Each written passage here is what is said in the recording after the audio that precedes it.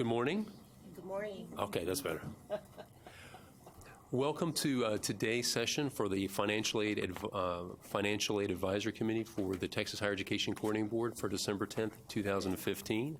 I think we have a very interesting and very full agenda, so I'm very looking forward to that agenda. Just as a reminder, this is being broadcast on the web, so a special welcome to those joining us online. And for those that are here on site, if you could please remember, and I'm notorious for forgetting this, just to be sure and turn off your cell phones to minimize any interruptions. Today we have a number of new members, so I thought in terms of the first agenda item, what I'd like to do is introduce everyone on the committee. And Shannon, if you don't mind, start with you. Shannon Crossland, I represent TASFA. Good morning, Audrey Hernandez, College Advising Corps. Hi, I'm Doris Constantine from St. Edward's University. Rosie Juarez from Austin Community College. Sandy Jones from McLennan Community College in Waco. Carolyn Mallory, University of Houston, Victoria. Anna Drake, University of Texas at Austin. Charles Pulse, Deputy Assistant Commissioner here at the Coordinating Board. Christopher Murr, Director of Financial Aid and Scholarships at Texas State University. Lisa Blazer, UT San Antonio. Jeannie Gage, Texas A&M University, Corpus Christi. Harold Whitus, Alamo Community College District in San Antonio. Carl Gordon, College of the Mainland. Delisa Fox, Scholarships and Financial Aid, Texas A&M University. Selma De Leon, University of North Texas. Lynn Kenyon, Baylor University. Okay. And I think that's clearly we meet the quorum in terms of the voting members. I think Chad is going to talk a little housekeeping before we get started on the agenda. I just realized that we have some new members here and everything, and I did not want to assume that everybody has been in this building before. Does everyone know, like, where you need to go in case you need a bathroom break or anything like that? So just out these doors to the left, and at the very end is a place where you can buy some soda or anything like that if you want something beyond the coffee and other things that we have to offer.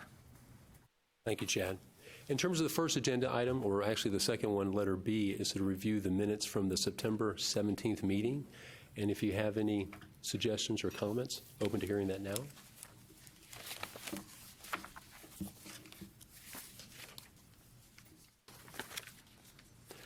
Okay, absent any comments, I entertain a motion to approve the minutes. I entertain the motion that we approve the Thank you, minutes. Doris. Do I have a second? Second.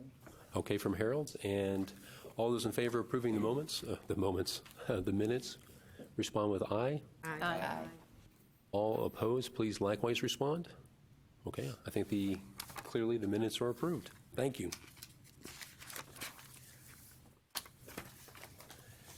Are y'all ready for letter C? Okay, letter C.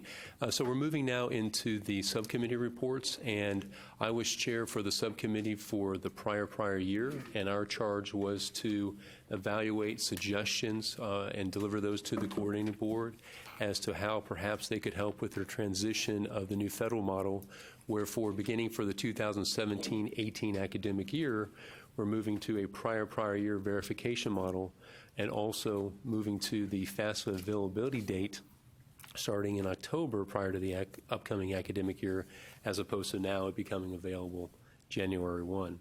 In terms of the recommendations, you will see those in your handout. There are 5 of those. The first has to do with our need to award funds both at the federal and state level well before the academic year. So the first recommendation was that prior to appropriations being made for the biennium, that the coordinating board can consider providing a hold harmless or base amount to allow institutions to award early on and help students in terms of securing funds that are financially needy. That was, of course, under the assumption that with the allocation methodology, there would not be significant changes in those, and so that at least some money could be set aside and given to students early on to allow them to be proactive in the awarding, which is the intent of the October 1 FAFSA availability deadline. The second recommendation would occur after the legislature has appropriated funds for the biennium, and the request would be that the coordinating board consider providing not only the first year of allocations at the beginning of the biennium, but both years of allocation, so that the schools, again, could be more proactive in their awarding based on the October 1 FAFSA availability deadline. The third recommendation of the subcommittee is that the coordinating board continue to work with its existing, but also develop new partnerships in terms of educating high school counselors and others about the availability of the FAFSA on October 1 to assist with a smooth transition. In terms of the fourth recommendation, it was the subcommittee reviewed the deadlines, the submission of the FADs, the need to submit the cost of attendance by a certain deadline. And the committee thought until institutions really got a good handle on what we'll be doing internally, that for the 17-18 academic year, that the deadline should stay put, but that the Financial Aid Advisory Committee should discuss later on, once we make internal decisions as institutions, how maybe we could change and adapt the timelines and those deadlines to better meet our needs in terms of efficiency and effectiveness, given the new federal requirements for the verification model and for the FAFSA availability deadline. In terms of the last item, it was just that the Financial Aid Advisory Committee continued to work with the coordinating board in terms of helping provide any guidance as needed in terms of the updating of any online or other publications as we move forward into this new federal environment, just to make sure that we're doing our part to help the coordinating board, again, make the proper adjustments in an efficient and effective way given the new model. And that pretty much sums up the subcommittee's report. Any questions, concerns, comments?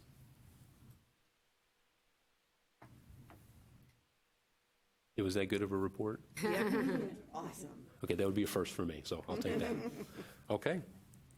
Then in that case, we'll go ahead and move on to the next item of business.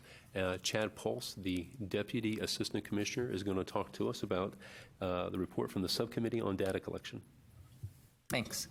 The 2 committees ago, we had talked about putting together a data collection subcommittee, and I just wanted to take this moment to clarify that I had specifically asked Doris, who is going to chair that, to hold off on assembling the subcommittee until we could better understand within the agency what we were doing in terms of looking at the review of this information. So partially, I wanted to make sure that everyone knew that the lack of activity is not due to Doris not doing anything. It's due to me specifically asking her to hold off while we looked at some of this. And then furthermore, in addition to the agency's overall review of data collection, which we're required to do, Shay Reed and Sheba Spears from our financial aid services area are working with our information support services and our strategic planning and funding to identify whether there are ways that we might be able to reduce the number of different reports that we collect from institutions in order to administer the aid program specifically.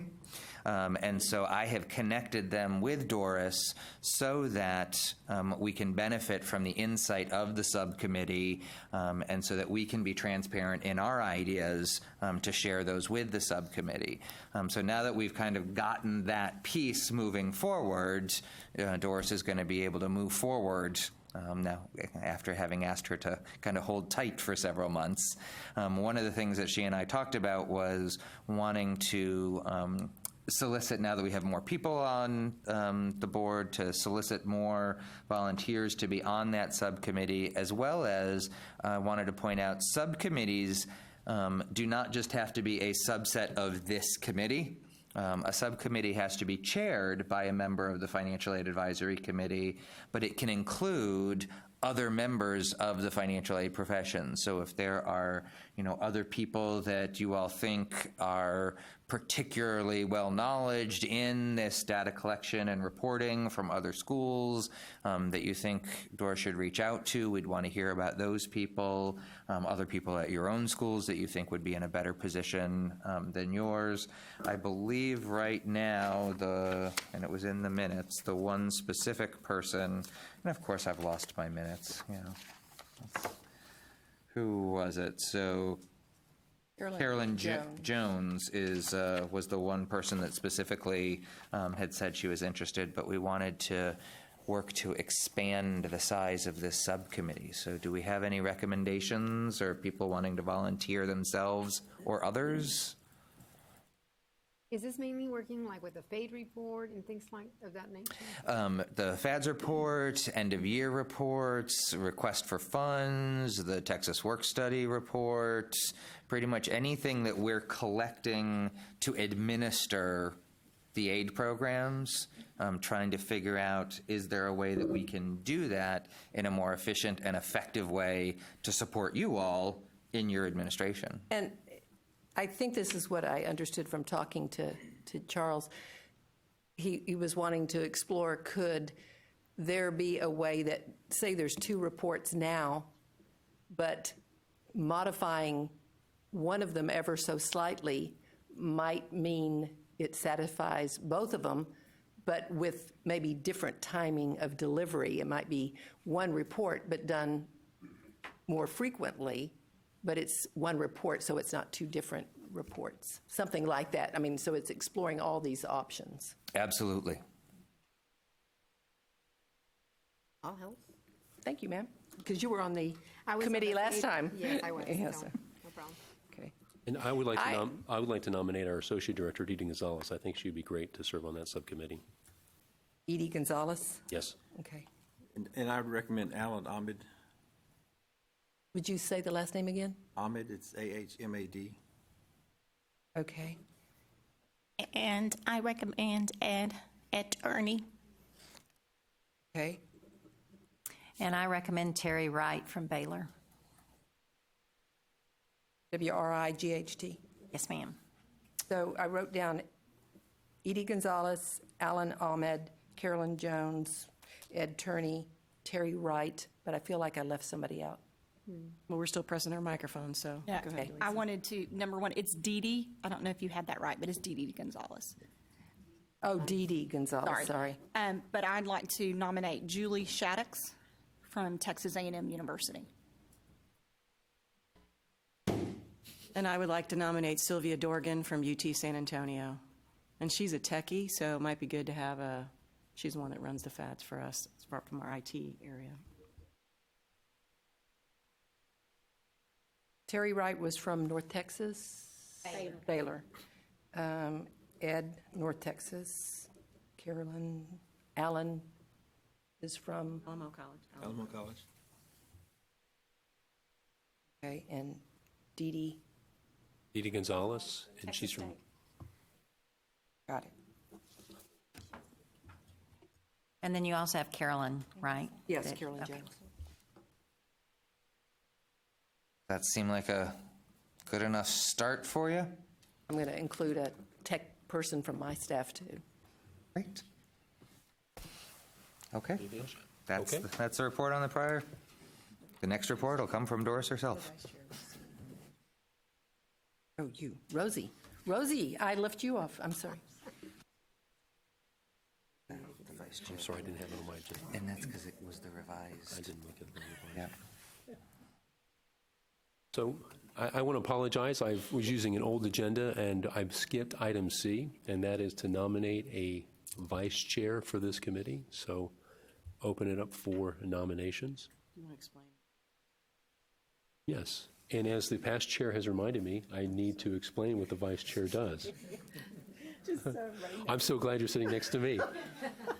Can you sit closer? We didn't have the car ride on the way up to talk about it. That's right. Usually we write up, so I get a briefing before we go up in terms of my behavior and how I should act. Oh, come on. So in terms of the vice chair will serve for the remaining year, and at the end, the vice chair will assume the role of the chair position. So they will then lead this committee. And so that is really a 3-year commitment in that they'll serve as vice chair, chair, and as Lisa is serving now as past chair. So it is a 3-year commitment. I hope the 3-year commitment didn't scare anybody. And so for me, I would like to nominate Lisa Fox with Texas A&M University.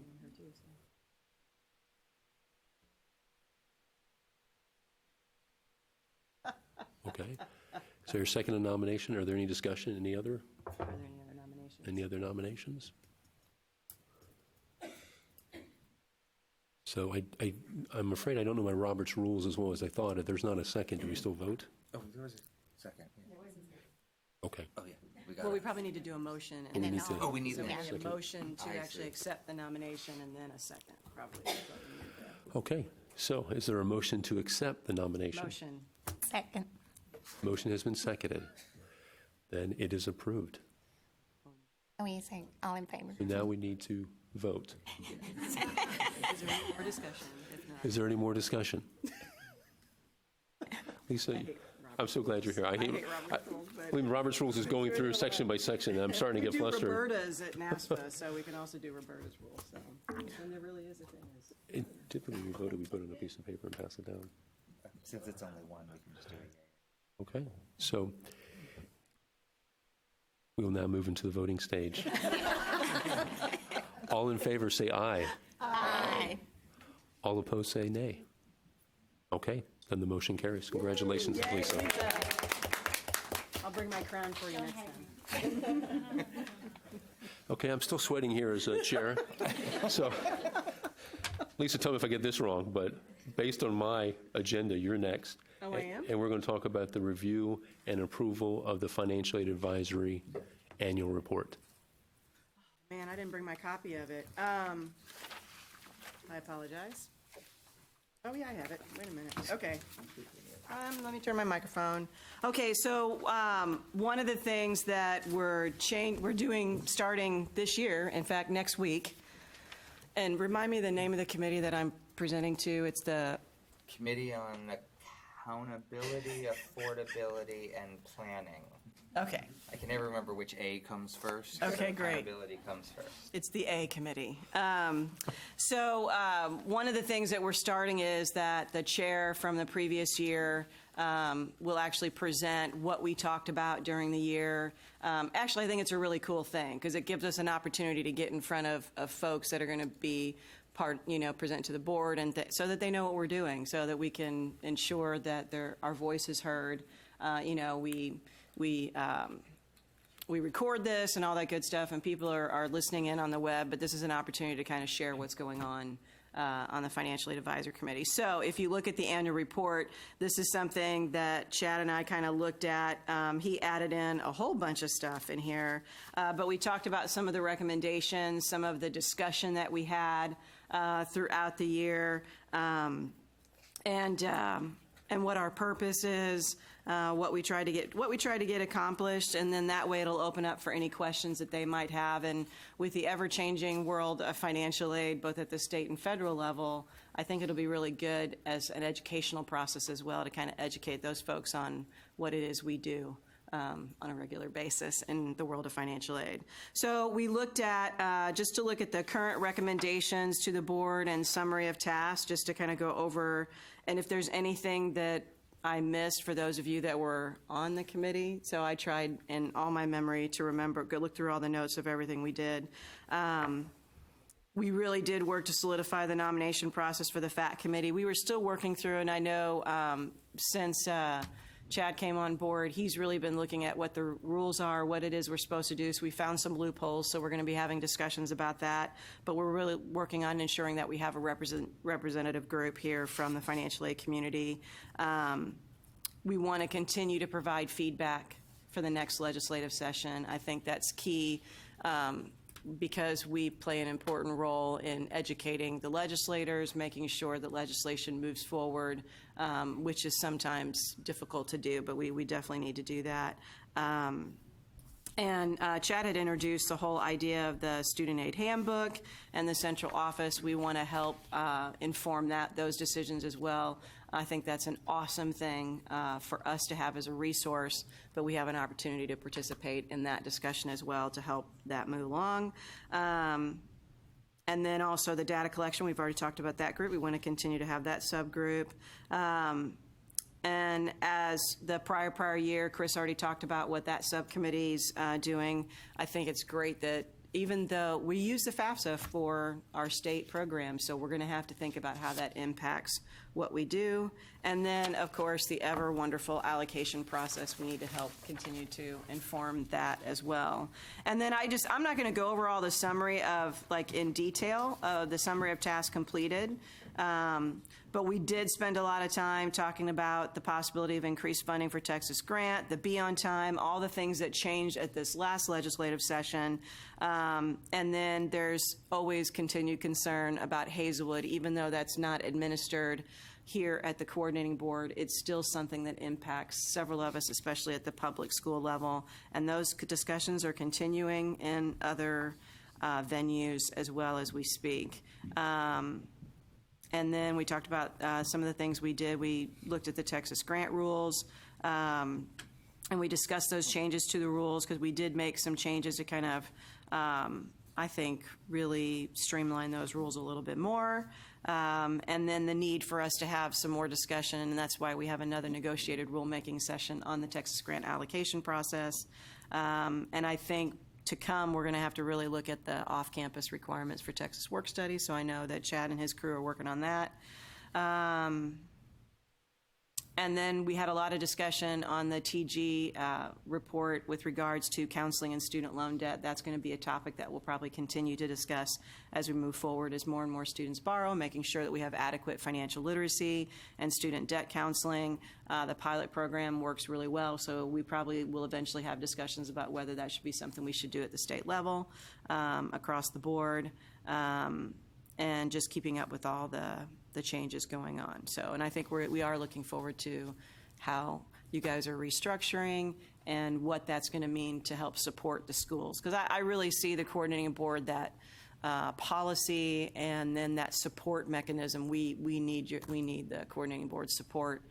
So I'm glad that we can all have a part in that discussion. So, any questions, comments? Just want to add, in terms of the report setup that you said, we're actually kind of the guinea pig for reporting under this new structure. And so this format is actually being tested to use for advisory committees across the agency. And this year we made an estimate on costs and time for the past year. But Michelle wanted to remind everyone that Michelle had sent out to you all a form to be completed after each meeting to provide us with with your own estimate, as opposed to us making our own estimates of the expenses that you or your institutions have incurred with you participating in this, as well as the time that you spend not just being here, but in the subcommittees and preparing for the meetings, et cetera, so that we can really make sure that the board and everyone understands just what a commitment everyone is making to ensure the success of this organization. So we appreciate it.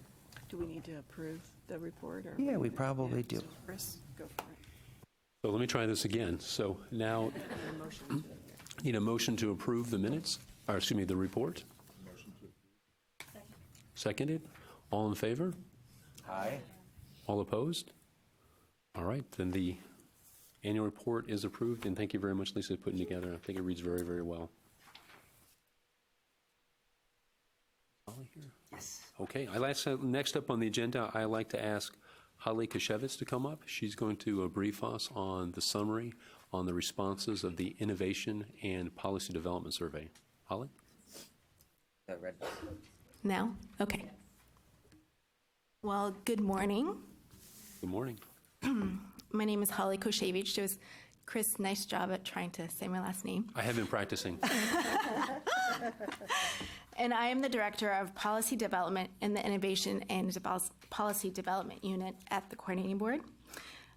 Before I start, I wanted to sincerely thank you for taking the time to respond to the Student Debt Goal Survey.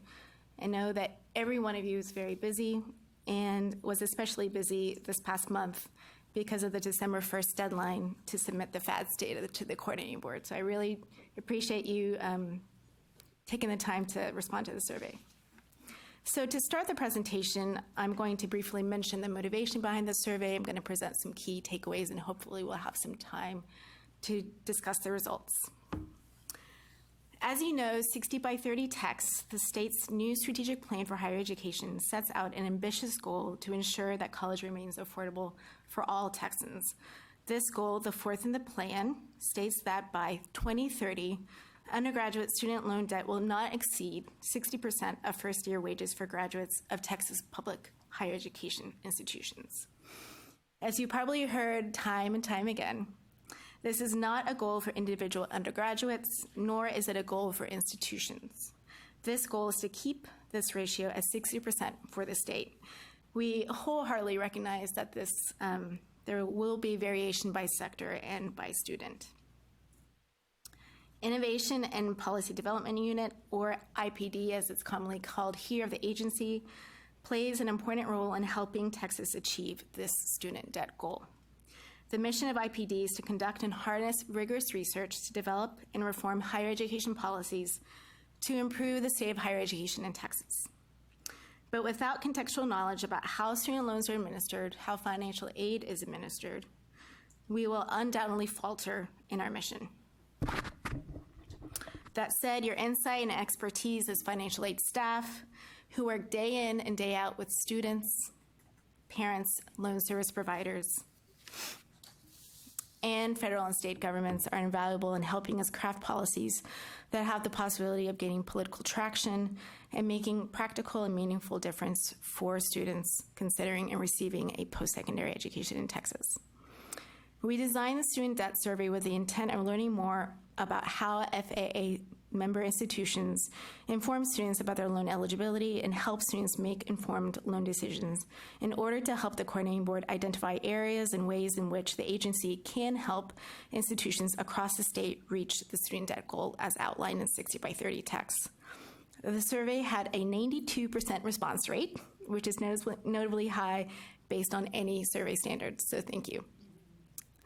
Although the responses you gave were rich and nuanced and very detailed, I wanted to leave you with 5 key takeaways that I think do a good job at illustrating the complexity of improving how students make decisions about borrowing for college and the different ways institutions across the state are addressing the student debt problem. Each one of you should have received a handout. I'm not sure if I printed out enough. If I haven't, I will gladly email it to you. So the first takeaway really relates to the multiple hurdles institutions face in steering students into making sound loan decisions. Many of you reported that students are overwhelmed with information that is of little value and of little interest to students, and that this information is communicated in ways that don't adequately reach or engage students. Another hurdle that was highlighted in your responses was that federal regulations undermine your ability to help students make good loan decisions. For example, the majority of you acknowledged that you do not have preferred lender arrangements because of the high cost of compliance, even though entering into an arrangement may arguably help students choose a private education loans with more favorable terms and conditions. In addition to these hurdles, some voiced that it's very difficult to precisely estimate how much students will need to borrow given their unique financial circumstances. Finally, you articulated that many students, even with adequate counseling, take unnecessary excess semester credit hours while in college, which may arguably increase the number and the size of loans they borrow to attend college. The second takeaway is that freshmen, non-traditional, and graduate students have the most difficult time making sound decisions about loans. According to your survey responses, these students were those who have little or no experience making significant financial decisions, are adverse to taking out a loan, are freshmen or of graduate student standing, belong to families with little or no experience in higher education, and have unclear educational goals. Interestingly, adult students as a demographic group was never mentioned. The third takeaway is that institutions take various approaches to inform students of their loan eligibility. For the most part, four-year institutions include loans up front when students receive information about their financial aid package, which is typically communicated in an online portal or a printed financial award letter. And according to survey data, community colleges take a different approach by requiring students to request a loan no matter if they're eligible to receive it. The difference we see in these approaches likely stems from the difference in the cost of attendance between these groups of institutions. The fourth takeaway is that the majority of support services are student-initiated and are focused on financial literacy and information disclosure. The majority of you stated that support services you offer to students center broadly on training in finance and economics, as well as providing students individualized information on their aggregated debt that they've incurred while in college and after they've graduated.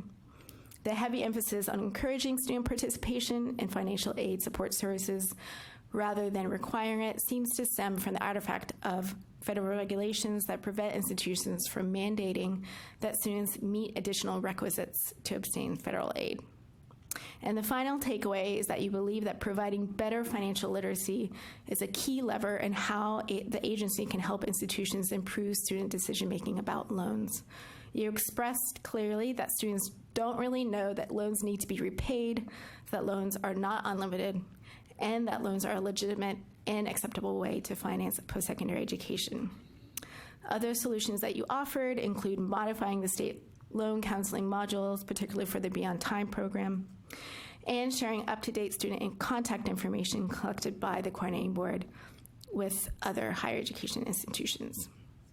So these are the main takeaways. We can talk more in detail about any particular answers that you gave.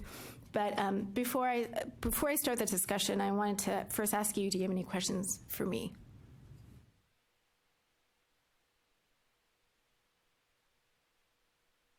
Hi, Anna. Hey, I do have a question. Sure. So when you talk about the different demographics that had a hard time making decisions, so it seems like that's all students except for traditional sophomores, juniors, and seniors. Yeah, Was there anything that came out about those students? No. And I think that's because, as a sophomore, you've already taken out a loan. You kind of maybe understand a little bit more about the difference between not need-based, non-need-based, but that wasn't mentioned as, in the responses to the survey. Yeah.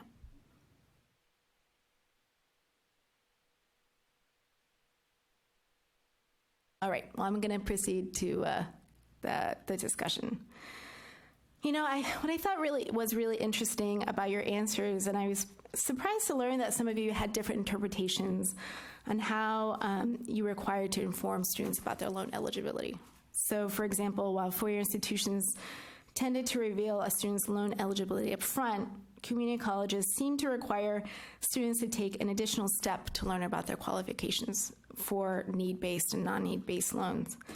And I just want to get your reaction to that because, it seems as if there might be, different ways of interpreting federal regulations that might also inform how you package loans and how you tell students about their eligibility. Does anyone want to comment on that?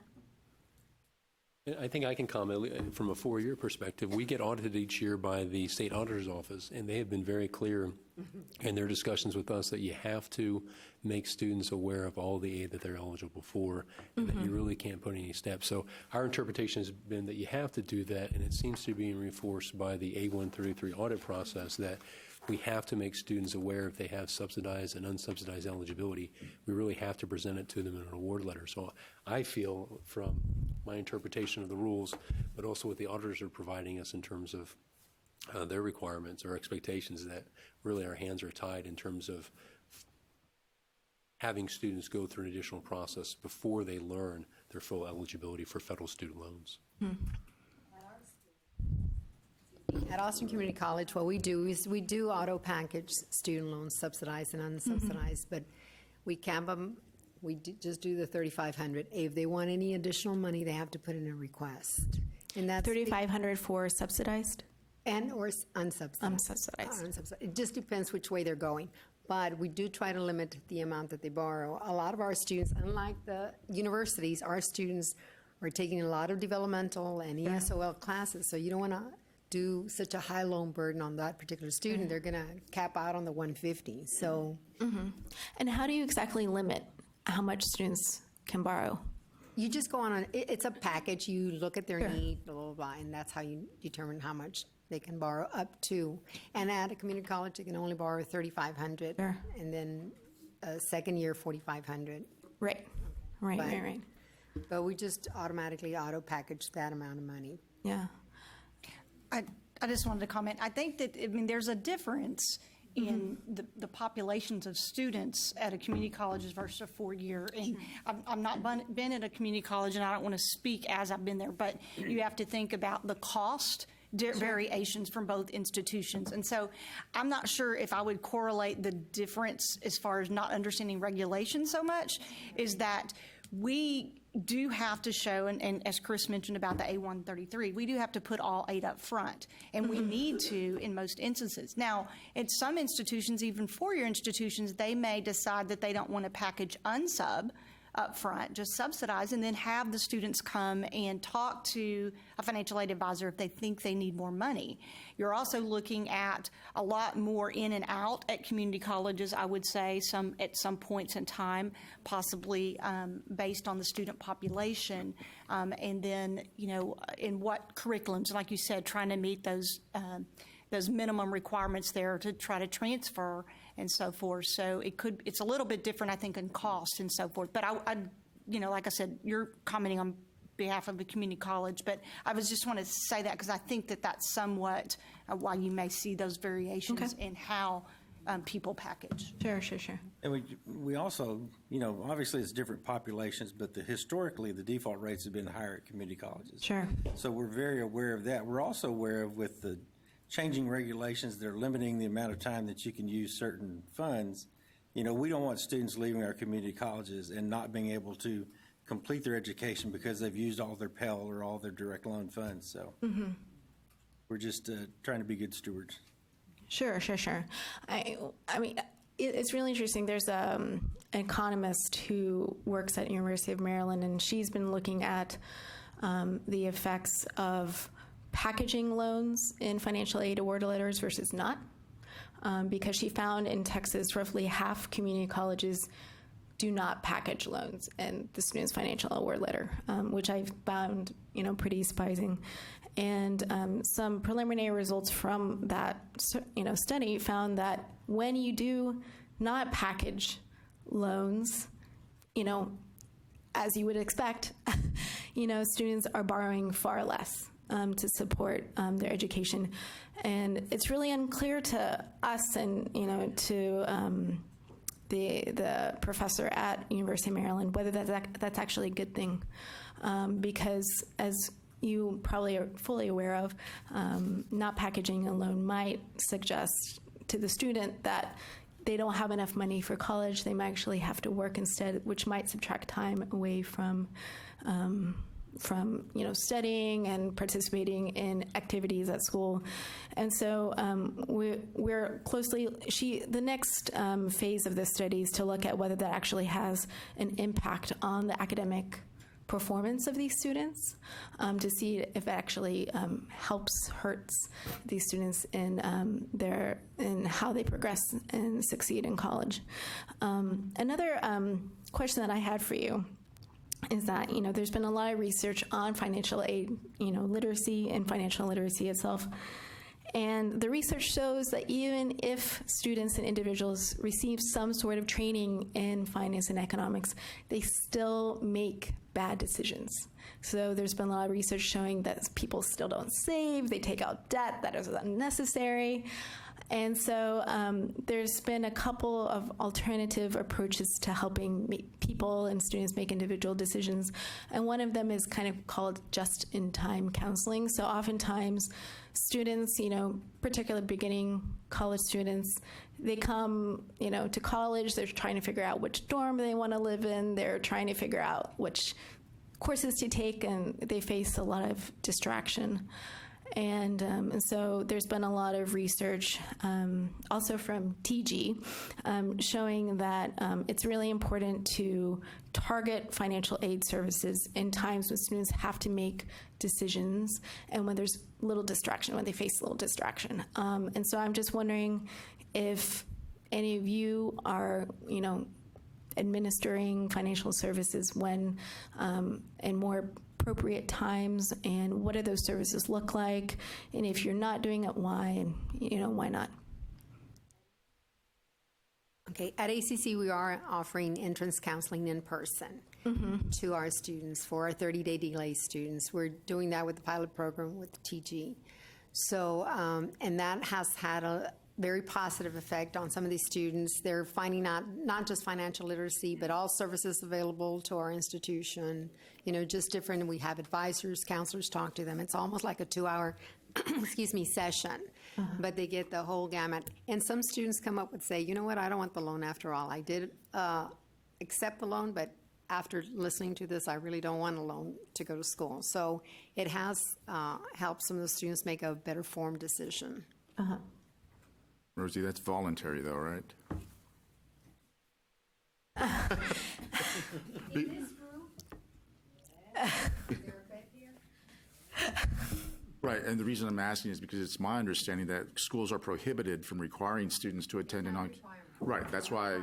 It is highly suggested that they attend an entrance counseling in person, and really most of the students have said that it has been very beneficial because they don't know a lot of our services. Sure. They just don't know what's available out there for them. Well, entrance counseling is required the first time, so whether you choose to do it in person or online or group or whatever, I think, and this is something actually I brought up with some of the feds, the other, because we've tried to look at, okay, what do they need at the various, it's that just-in-time type of counseling, right? What do our prospective students need, our freshmen, sophomores, juniors, seniors, people getting ready to graduate, and then graduate students, what do they need with regards to financial literacy? Because it's different depending on where they're at in the process of getting their education.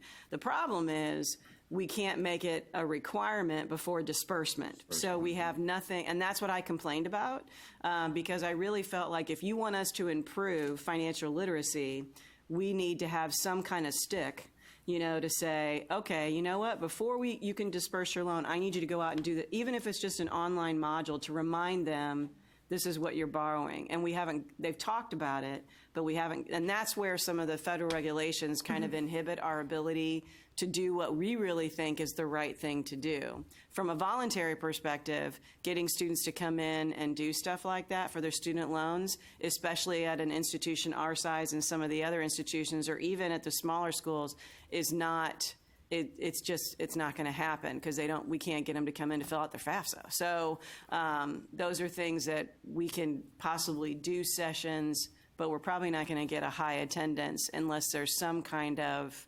requirement. Food. And we've also thought about, the other thing that we're doing is for students that are on, that we're looking at how we could, because we can do it as a SAP requirement, a satisfactory academic. So if we've got, because those are the students that are at risk. Right. If they're not meeting SAP requirements, we could potentially, that might be a tool to catch at least those kids that might struggle a bit or borrow more, because it likely will take them longer to graduate. Those are the ones that borrow. It's not necessarily excessive hours. A lot of times it's just they're not taking enough hours or they're dropping, and it takes them 6 years to graduate. They live on campus. That's going to cost them, additional loan money to the tune of $10,000 to $15,000 over and above what they needed. So that's a group that you could target because you can set your own academic plan, and that could be part of your academic plan. So those are things that we're looking at our institution. At Texas A&M, obviously, we're a large institution, but at every new student conference for the freshmen that are coming in, we do have a session that they're to attend. And we do have our financial literacy person there at every session, and he does a short presentation regarding financial literacy and making smart choices. And we couple that with our financial aid presentation that we're doing, so to hopefully help, get that in front of the students. However, there's a lot going on at new student conferences as well. Sure. So I can't say that that's a time where there's less, distractions. Sure. And I'm not sure in the first semester for a freshman if there's any time where there's less distractions, because it's a hard time for them. But another thing that we've done in our financial aid portal is prior to any student accepting a loan, we do show them what their current direct loan debt is and what their average monthly payment would be. And they have to acknowledge they've seen that before going on to accept their loan. So we're not going to prohibit them from accepting the loan, but at least to get that in front of them, because part of the issue, as you know, is that, we do entrance counseling. We can't require it. We could do voluntary, which most people won't do, and then really they're not hit with anything about exit counseling until they graduate. So we're trying to find more ways to talk about loan debt throughout the course of the time that they're in college. I meant to ask you, what was your ratio of community colleges that responded to your survey compared to universities? Did you also take into account proprietary schools or not? I'm asking. No, so we only surveyed members of the FAAC. So this people right here in front. So what was the ratio? So I believe there are 2-3 community colleges. 6? I don't know. Oh, was it last year's or this year's list? That you did? Last year's. I think it was before the number came up. I don't know off the top. So I believe it's 20, 25, or 33%, right? 4 to 12. Okay. Okay. All right. Thank you. And Holly, just from Texas State's perspective, I agree. I think the big challenge we have is students aren't paying attention when they're going through orientation. They're trying to get their schedules. They're trying to get adjusted to campus. So what we really try to do, and I think Senate Bill 680 has really helped with this, and that is try to thread it more and more into their overall experience throughout their 4 years. And so our Dean for University College, he's also over the Personalized Academic and Career Exploration Center. He will talk to students. So it's not coming from financial aid, it's coming from an academician in terms of needing to graduate on time, needing to be fiscally responsible with their resources. We're now starting to weave in a module into US 1100 that all incoming freshmen have to attend as a 1-hour course their first semester. We're weaving in those modules through the pilot program, so they'll have exposure there. Then we started to, at the end of each year, beginning this year, is we'll send out letters to students at the end of the academic year, letting them know exactly how much they've borrowed and what that means in terms of repayment. So hopefully we're giving a little shock after that first year, that second year, that third year, so they'll come in and be more receptive as to, well, how can I borrow less and how can I be more responsible? But our thrust has been we really need to weave it throughout, and there's interim counseling. That's an option we make available to students once they borrow over $20,000 in terms of their aggregate. But again, we really need to take a holistic approach, and it's challenging for just financial aid because I don't think students want to hear from financial aid anymore sometimes. So involving academicians, career services, academic advisor, it allows us to help the student throughout their entire process. Yes, at A&M Corpus Christi, we do require that the students do an entrance counseling session during freshman orientation, and we do it the very first session prior to getting all the other information. And it is open for parents and students, so we go through the whole, process of what is required. But prior to that, we do send emails out to all the students that are going to be attending that session. We have 8 different sessions of freshman orientation during the summer. But they're required to do one of the modules on financial literacy. We outsource that at A&M Corpus Christi. So as part of the entrance counseling, we require that they do a module. And then we get notifications that they've done this financial literacy module. And then once they've done that, then they can proceed and do the in-person entrance counseling session. So that seems to be working really well for us at our school. So, and the students have to take a little test and stuff at the end. How do you know that it's actually working well? Like, how do you assess if it's actually an effective intervention?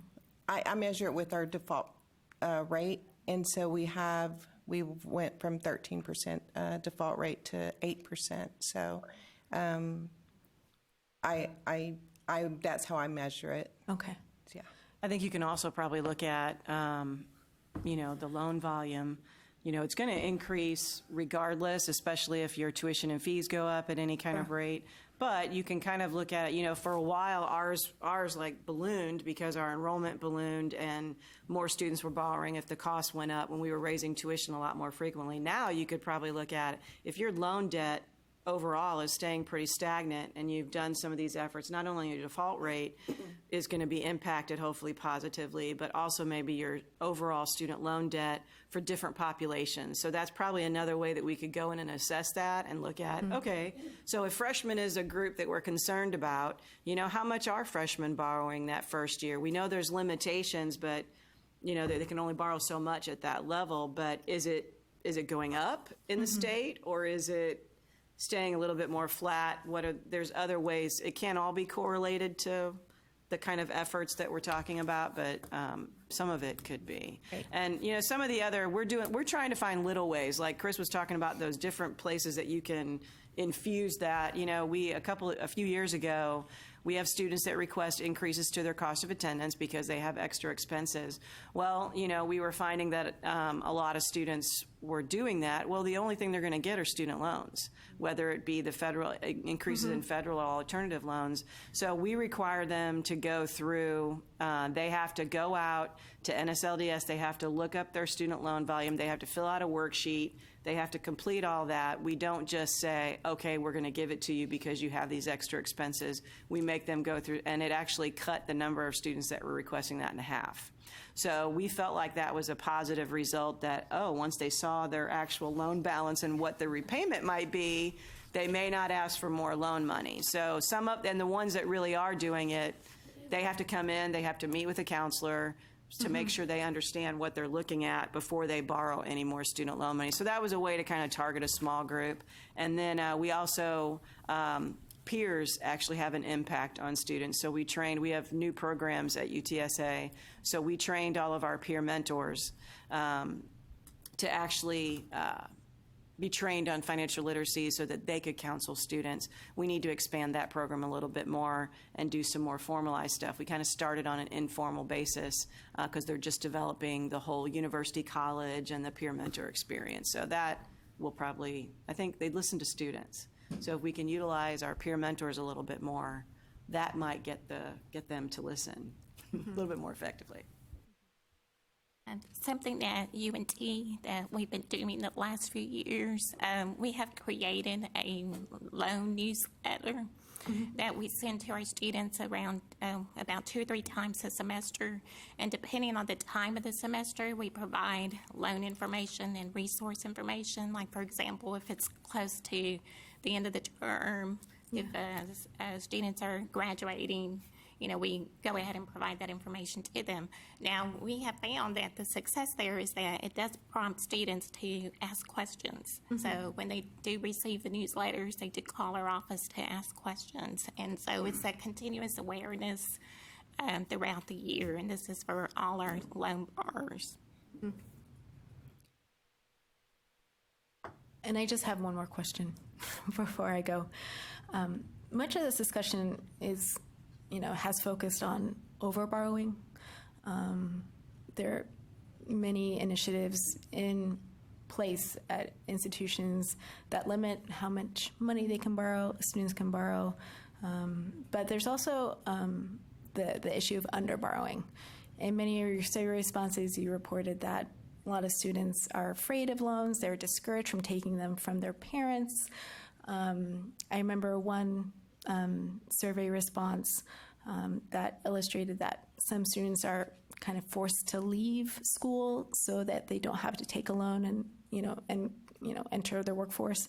And I'm just wondering what your institutions are doing to ensure that students borrow what they need to actually attend school and persist.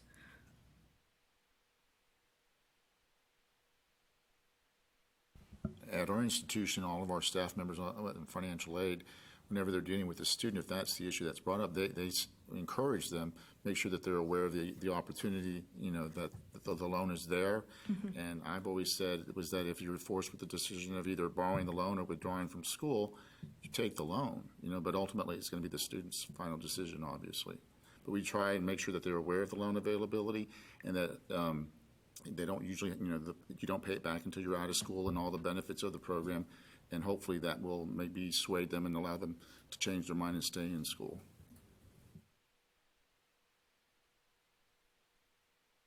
And this is probably an indirect answer, but I think the key is that students feel comfortable coming to our office and talking with our staff. And so one thing we've really tried to do is really focus on our customer service. So students around campus say, oh, I've had a great customer service experience. So if a question like that comes up, they feel comfortable coming and talking to us. We don't have, hopefully, perceived long wait times. And also, too, we've really been trying to go out across campus at some of the student events and letting students, setting up a kiosk. So if students want, they can come talk to us and find out actually what their loan debt is. And we're surprised. Some students don't think they have any loan debt, and it turns out that they do. Or other students realize, oh, it's really accumulating faster than I thought. But being out there on campus, trying to be a friendly face and hopefully allow them to feel comfortable to have those conversations is one sort of indirect approach we're trying to do to accomplish that goal. And if I may add one other thing, sometimes we're initiating this process, and we'll increase it, but we're not waiting for the student to come to us. As we've been talking about here, we have initiatives on our campus where we're going to classrooms, talking about the financial aid availability and stuff like that. So you may have a student in a classroom setting that's not at that situation or is thinking about it and is not aware. So we're trying to reach them not only as they come to our office, but throughout the campus, in the classrooms usually.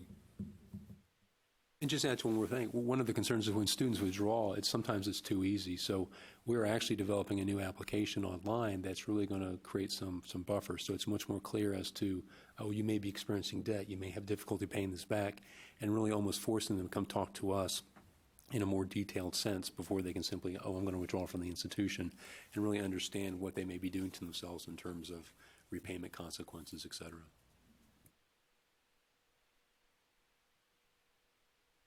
Well, thank you very much. Holly, thank you very much. Thanks. That's a very interesting report. And also, too, I want to thank the committee members that participated in that, too. Again.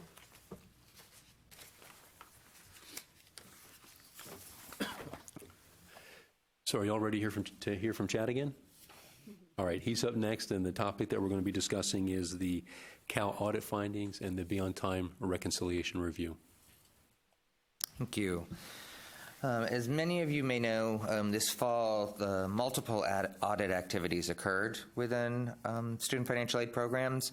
We had already had a scheduled CAL audit as part of our standard audit schedule, but we also performed a BOT audit, Beyond Time audit, both within the agency as well as at several schools based on the return of BOT funds that were more than half a dozen years old. So well outside the 120-day expectations. And so I wanted to let you know some of the outcomes of that audit that will impact institutions and some of the things that we're working on in order to improve our administration within the agency, as well as things that will hopefully help you all improve your administration. One of the specific things I mentioned in our previous meeting about the fact that we're in the midst of upgrading our loan software. And part of that upgrade, a goal is to expand the reports that institutions are going to be able to pull down on their own in order to reconcile data. I know one of the challenges right now is often you'll need to make a specific request for a specific set of data in order for you to do reviews within your organizations, and we're hoping to be able to expand the ability for you to be able to just go out and get the data that you need. Another piece that we're looking at is what, if any, additional data elements are needed in terms of reporting in order to allow us to reconcile the various loan programs. One of the specific things we've identified is with the addition of the TASP program, we never actually integrated the TASP into the FADS record, so our ability to reconcile our loan system against our FADS data is limited on that. So we know TASP is one item, but as part of the overall review of the reporting, trying to figure out how do we best collect information that allows us to be able to compare the data that you're reporting through the financial aid reporting with the data that we're actually processing loans with. So we're looking forward to being able to improve that. Where I talked last time about our efforts to create the financial aid services and the borrower services units within our organization, with financial aid services focused on institutions and borrower services focused on borrowers, and those activities are moving forward. In fact, we just posted an advertisement for an assistant director for financial aid services in looking specifically at our training and communications area. Some of you may have seen we had posted it originally as a manager, but then we had some changes internally, and so we reposted it for an assistant director position. When we have our full slate of individuals in our financial aid services unit hired, one of the things that financial aid services will start doing is that they'll be reviewing any return of funds from institutions or borrowers in order to review to make sure that those are happening within the appropriate time frames, and looking at whether or not there are any kind of issues with undispersed funds, and being able to reach out to institutions to proactively talk to them about, what occurred, what's happening, as opposed to just processing them through our system. We want to have that kind of proactive review in the beginning. We are in the process of putting out a request for proposals for an external contractor who's going to be hired to come in and document and map our loan processes, complete some time studies on our activities, benchmark staffing and expenses, as well as make recommendations and identify corrective actions that we may need to take within the organization. So there's both some extensive internal review occurring, and we're also bringing in an external contractor to give us an outside perspective, as well as to give us a perspective as we relate to other similar organizations with benchmarking and the like. The records retention requirement in the financial aid MOUs between the agency and the institutions is going to be rewritten for greater clarity. It can be interpreted in multiple ways, and we need to help you be able to interpret it in one particular way. And we also need to make sure it's aligned with the state record retention expectations. So we're in the midst of reviewing that piece. Post-enrollment loan forms, things like forbearance, deferment, etc. We're in the midst of updating and creating those forms so that they can be agency-specific, as opposed to just using the federal forms and having them apply to our loans as well. There was a time when we had a very significant overlap between our loans and the federal loans that we service. So a student might be turning something in and trying to get a deferment on both the federal loans that we had as well as the other loans. But at this point, our FELP portfolio is less than $9 million compared to our $1 billion Cal portfolio. So there really isn't that same level of overlap. And we want to make sure that students do understand what is occurring, that they're asking for deferment or forbearance, et cetera, for the loans that we have provided to them, as opposed to just, any of their programs. We don't want them to accidentally think that they've already done what they need to do, for a loan that was with Great Lakes or something else, somewhere else. So we're working on making those more agency specific.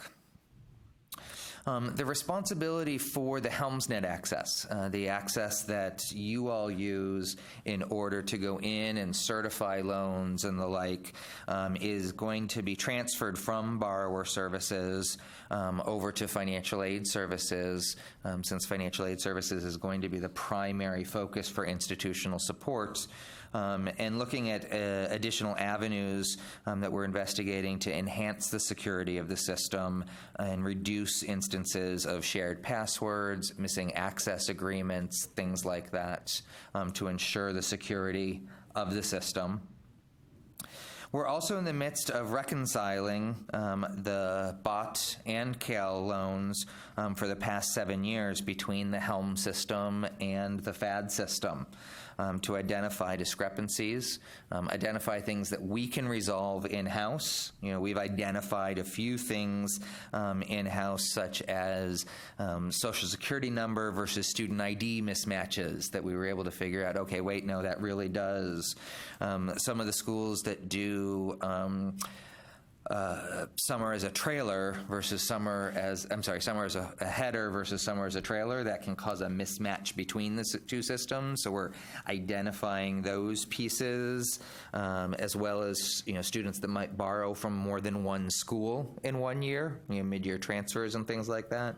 So we're working internally to figure out what are the discrepancies that we can reconcile in-house, and then we're going to be reaching out to schools regarding the ones that we aren't able to reconcile in-house.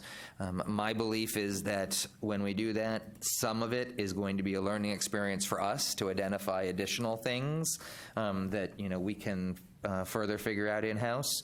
And the goal is to eventually, right now it's a manual process, but the goal is to eventually for us to be able to build a programmatic structure with the right systems to be able to have this automatically occur.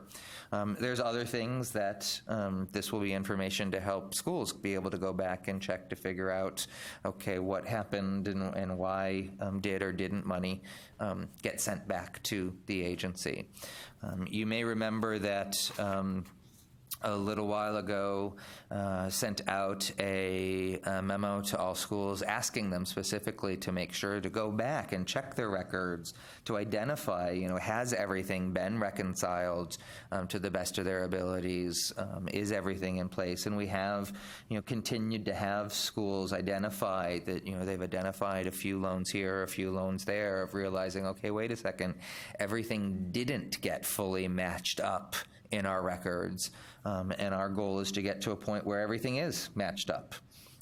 Some of the negative consequences that are occurring here, we have had students that we forgave a bot loan that the institution never actually dispersed to the student, so they had certified it but never returned the money to us. So we had no way of knowing that the student got the money, so we forgave it when the student, usually was the student maybe had 4 loans, and so they turned in the paperwork for all of their loans. So then they received a 1099 for that forgiven loan, which is income, so they may have paid taxes on a forgiven loan that they never received. You might also have students that have made payments. Again, they might have multiple loans. One of them had not been properly processed through the school and returned to us, so we're collecting on a loan that they hadn't actually received the money, and it turns out that they actually already paid off all of their loans and beyond because we were collecting on a principal balance that was inaccurate based on the information from the schools. And the worst piece that's happened, well, that's my opinion of the worst, but I think all of these are bad things, but we've had students that have gone into judgment and had judgments filed on them by the Office of the Attorney General for these unpaid loans, where it turns out the loan had been certified by the school had received the money, the school never dispersed the money, nor did the school ever return the money to the agency. So there was no way for us to know that the student didn't really have that loan. So there's some pretty significant consequences on the students themselves for this piece of loan administration. So we're very actively working to improve what we're able to do in-house. We're also very actively looking at how we can increase the expectations that we have of institutions, that they are looking at these pieces and what feedback we can provide. So this reconciliation is a first step, and our goal is to eventually be able to make this just an annual process that occurs so that schools are automatically getting feedback from us. It may move on to other limitations. It may be that you won't be able to certify your FAADS record until you actually have all your loans balanced between FAADS and the loan system, et cetera. So we're definitely taking this very seriously, figuring out what we can do ourselves to improve the process, but we're also looking at what can we be placing greater expectations at the schools to make sure that students aren't harmed by these funds. Right now, our process is we're going back 7 years. That's our initial process. That's the first group we're looking at. From there, we're making decisions as to what else we're looking at. We have had loan funds returned as old as 9 or 10 years that schools discovered that they had never returned to us appropriately.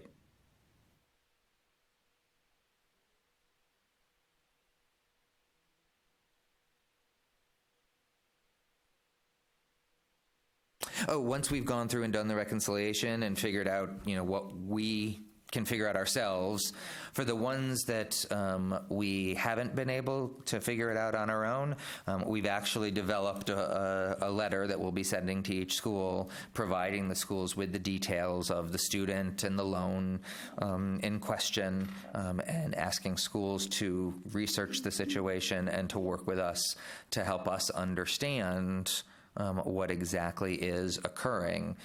If it is some kind of administrative piece that, I don't know, maybe you have a record that the money transferred back to us, but we don't have record that it ever showed up, or, something like that, we'll work to solve that.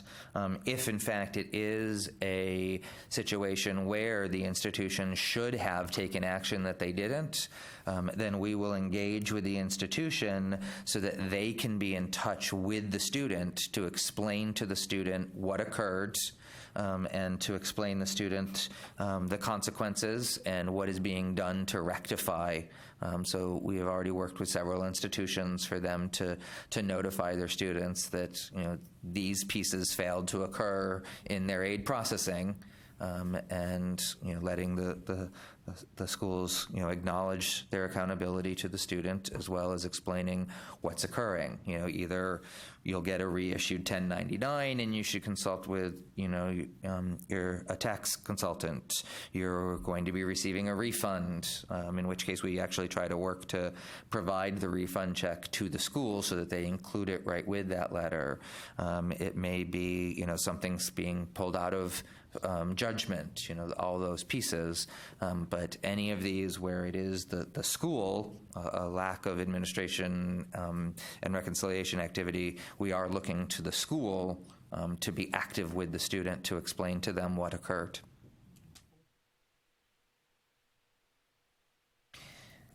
Any questions or even feedback on things that you think we should be doing additionally, or information that you think will help your colleagues who might run into this situation where we've identified loans that aren't reconciling correctly? This is just a question. I know that annually there's a TEG audit procedures incorporated with our A133 audit. Are you thinking of any other requirements, that we the schools add to our annual audits? We are looking at, how best, once we can have a better idea of how these pieces fit together, we are looking at, what are the pieces that, we need to more blatantly describe. Right. These are things that need to be looked at in your annual review. And I think all of you will help us figure out some of that. Like, as we identify, okay, here's where pieces went wrong, we're going to be able to help identify for schools. Maybe you hadn't thought about this piece of it or hadn't thought about that piece of it. Just strictly for the loans, or is this for all areas of financial aid? Let me actually give a background, because there's some people that are new to the committee, and so I'll just give a brief description of what we talked about last time. But the Office of Student Financial Aid Programs is actually relatively new to the agency. In the past, we'd had separate departments: loan programs, loan repayment programs, and grants and special programs.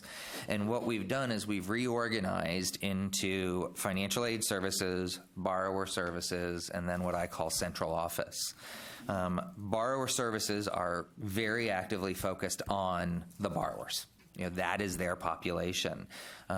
Financial aid services is focused on the institutions, and that is where they're focused. So they will support the institutions on all of the products that we provide, provide training, provide resources, more written resources. Our goal is to eventually have kind of a toll-free line that's institution-specific, that you can call and just get to us to be able to get those questions answered.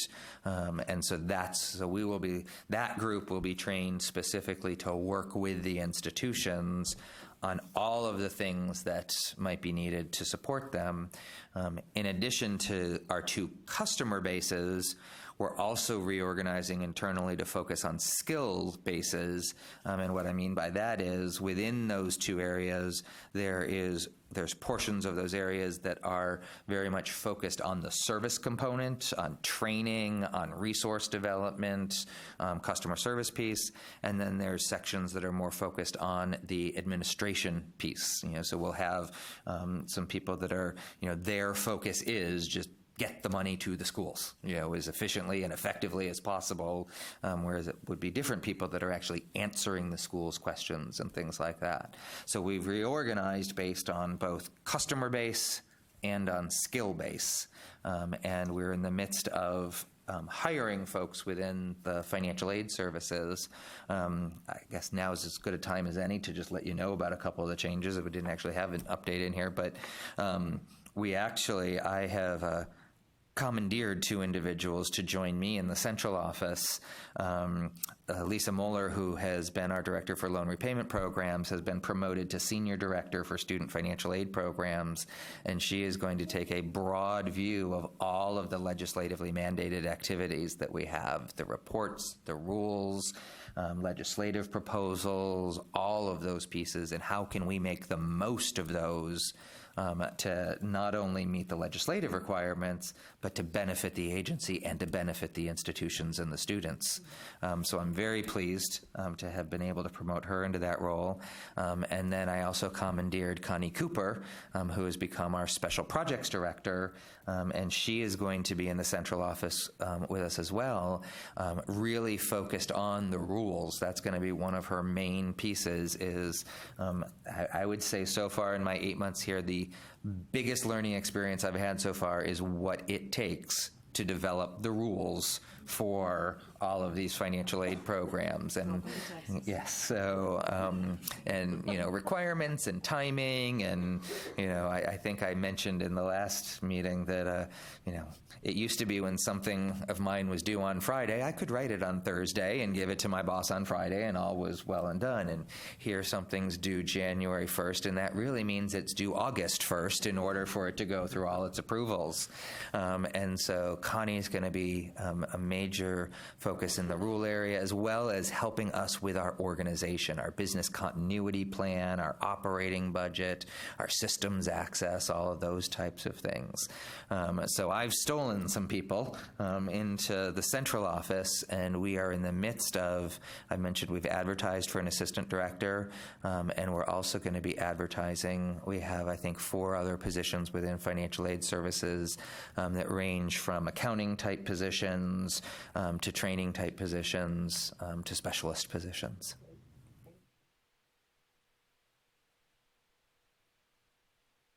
Anything else you want me to be thinking about as we work to provide this information to you on the reconciliation of the loans?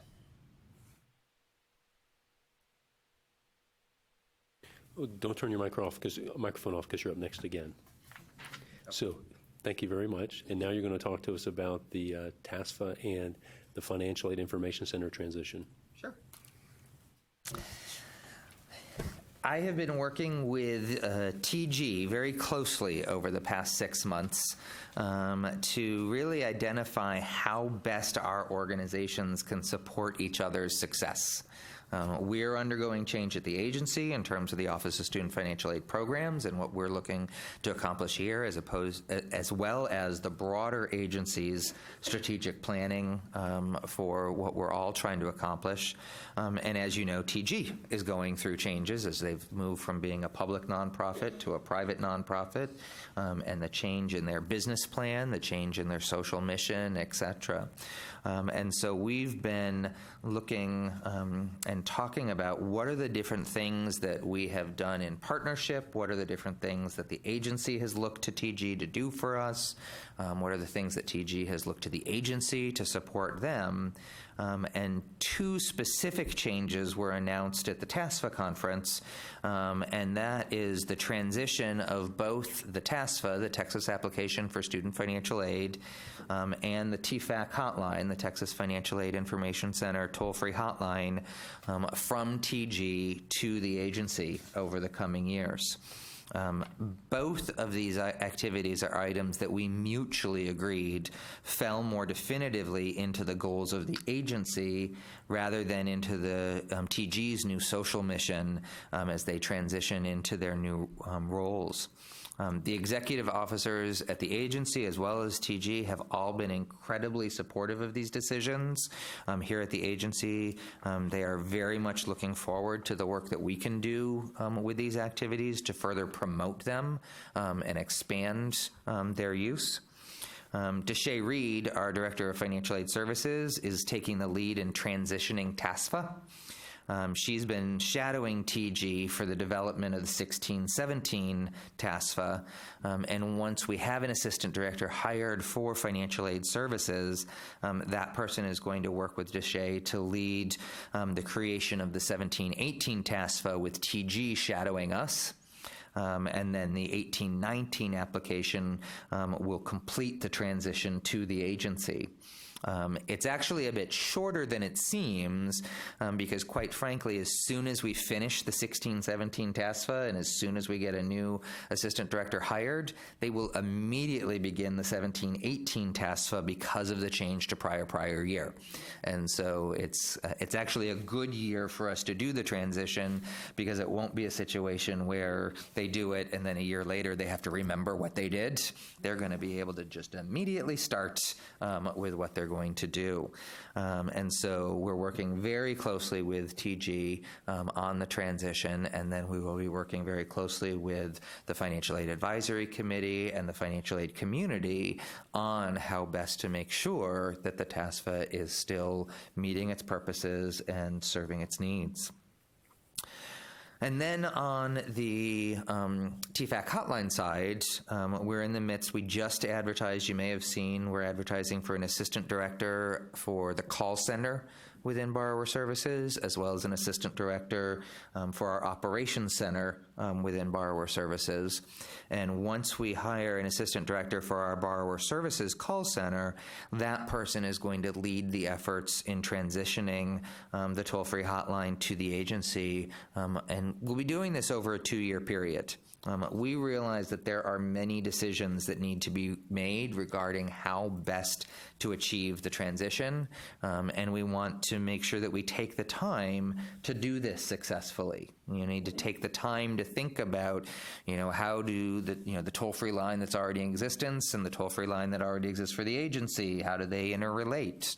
How do we best want to channel calls? How do we best want to get training for the staff? TG has been very positive and supportive and is going to play a very significant role in bringing their training to the agency so that our staff can be trained in the same way that their staff who answered these calls were trained. So we want to make sure that we do it right. In terms of a workload, when it comes to the volume of phone calls, on average, the TFAC hotline only gets about 12 calls a day.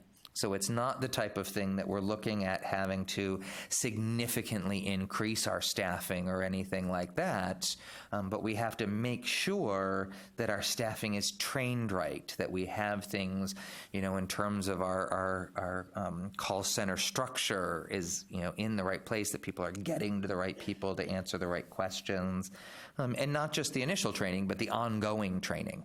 Things change, and, one difference between calls we get right now and calls that we'll get through the hotline is that calls we get right now primarily focus on the Texas programs, whereas the hotline calls are about the full gamut of financial aid. So it's going to be an opportunity, and staff are excited that they're going to be able to expand their knowledge about financial aid. They aren't going to be just specialists in the Cal Loan program or the Hinson Hazelwood programs, but really being able to expand their knowledge and provide support to students in a greater way. So we're excited for these two transitions. We're taking the time to make sure that we accomplish these transitions in an effective and supportive way.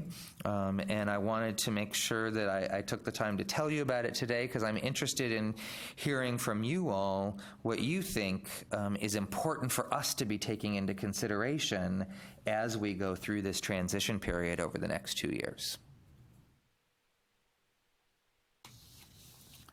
And just don't forget to turn that on so it gets recorded. Okay, do you have enough Spanish speakers?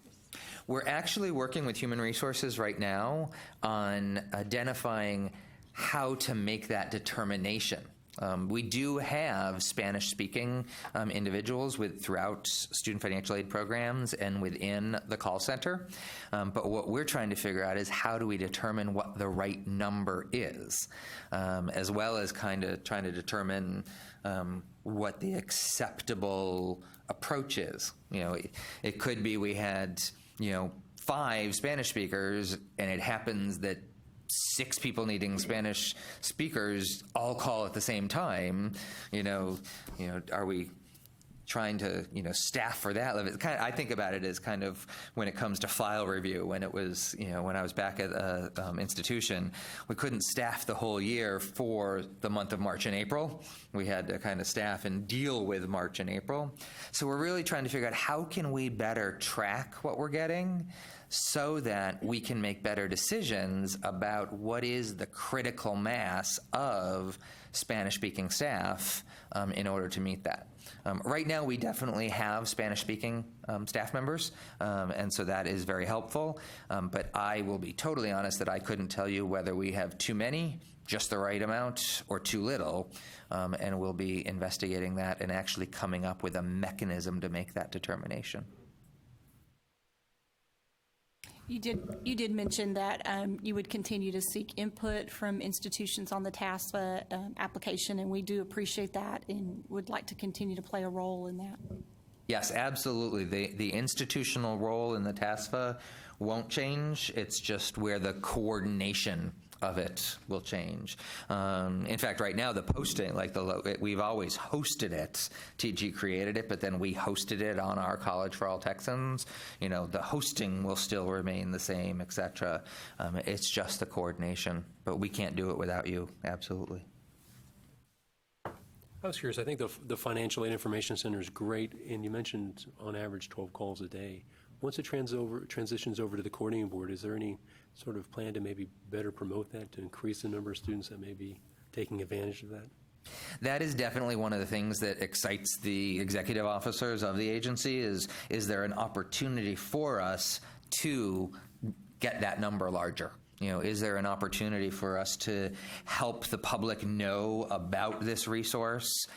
Can we better integrate College for All Texans with the Texas Financial Aid Information Center?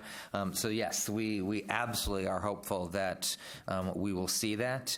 I will at the same time acknowledge that those things will most likely occur after the transition has taken place, so that we can make sure we understand what our baseline is. What we don't want to do is, start these big promotions now, and by the time it comes over, we've pushed it up to 100 calls a day, but we're still at the old staffing level that we're at. So we want to make sure we're conscious of that. But no, we would love to see the TFAC be a much greater resource, a much more used resource by the Texas population. Wasn't trying to create more work for the coordinating board, but just a thought. We would be okay with that, more Okay. work. Well, Assuming we can get more staff, but that's a whole other thing I'm learning about. So, Chad, one of the resources, over the years, the people at TG have welcomed using their resource center, or their call center, because of their expertise in loan repayment and loan repayment discussions and kind of an objective, it's not the lender. I'm trying to consider consolidation. I'm trying to think about this. Should I do income contingent? Should I do blah, blah, blah? And they've welcomed if we had, above and beyond what our staff felt that we either could handle or, time-wise, they welcome that. I don't know how many calls they get along those lines or how many we refer, but that wouldn't be a bad thing to take on. well, and that's something that we can look into as well, because a piece that I'll admit is I don't know whether those calls come in through the TFAC hotline and thus are in the numbers we have already, or if they come in, through any separate piece. But I don't see any reason why we can't focus on making sure that our staff do understand that. And from as our FELP portfolio continues to decline, it becomes less and less a piece about us. We're not looking to, bring more in or get them to do one thing or another. So, we can play a pretty impartial piece when it comes to those federal pieces. And we've all talked about internally within student financial aid programs the importance of us expanding and continuing to develop the entire office's knowledge, not just specialized people, but the whole office's understanding of the federal aid level, to better understand how that integrates into the state aid level. And so that's a great piece for us to be thinking about as well, is, how do we best guide people? And, one of the things that's been raised recently is, with consolidation is, students' main driver of consolidation is sometimes not the financial piece, but the ease piece. And the reason we say that is we've actually seen students consolidate their bot loan into a consolidation loan, so now they're paying interest on what was an interest-free loan. But they weren't talking to us about it. They just did it with whomever they're consolidating with, and we just have to honor the request when it comes in. But things that we can do to be providing better consolidation advice, I think that's a great suggestion. Any other questions for Chad? Okay, thank you very much, Chad. Because we've all done such a good job, I thought we would go ahead and take a 10-minute break. Does that sound all right? All right, and we'll resume this meeting in our session in 10 minutes.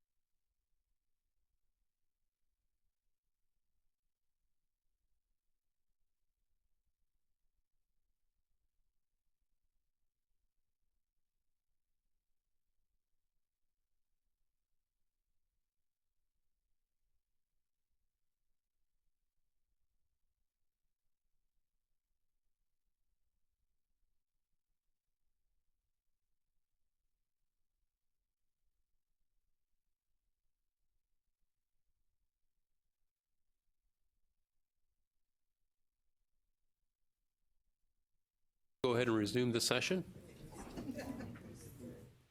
And our next topic is going to be one building off of our last meeting where we had discussions about the advisory committee's rules and if we need to make any changes and looking to those in more depth. And I think that led to some very interesting discussion.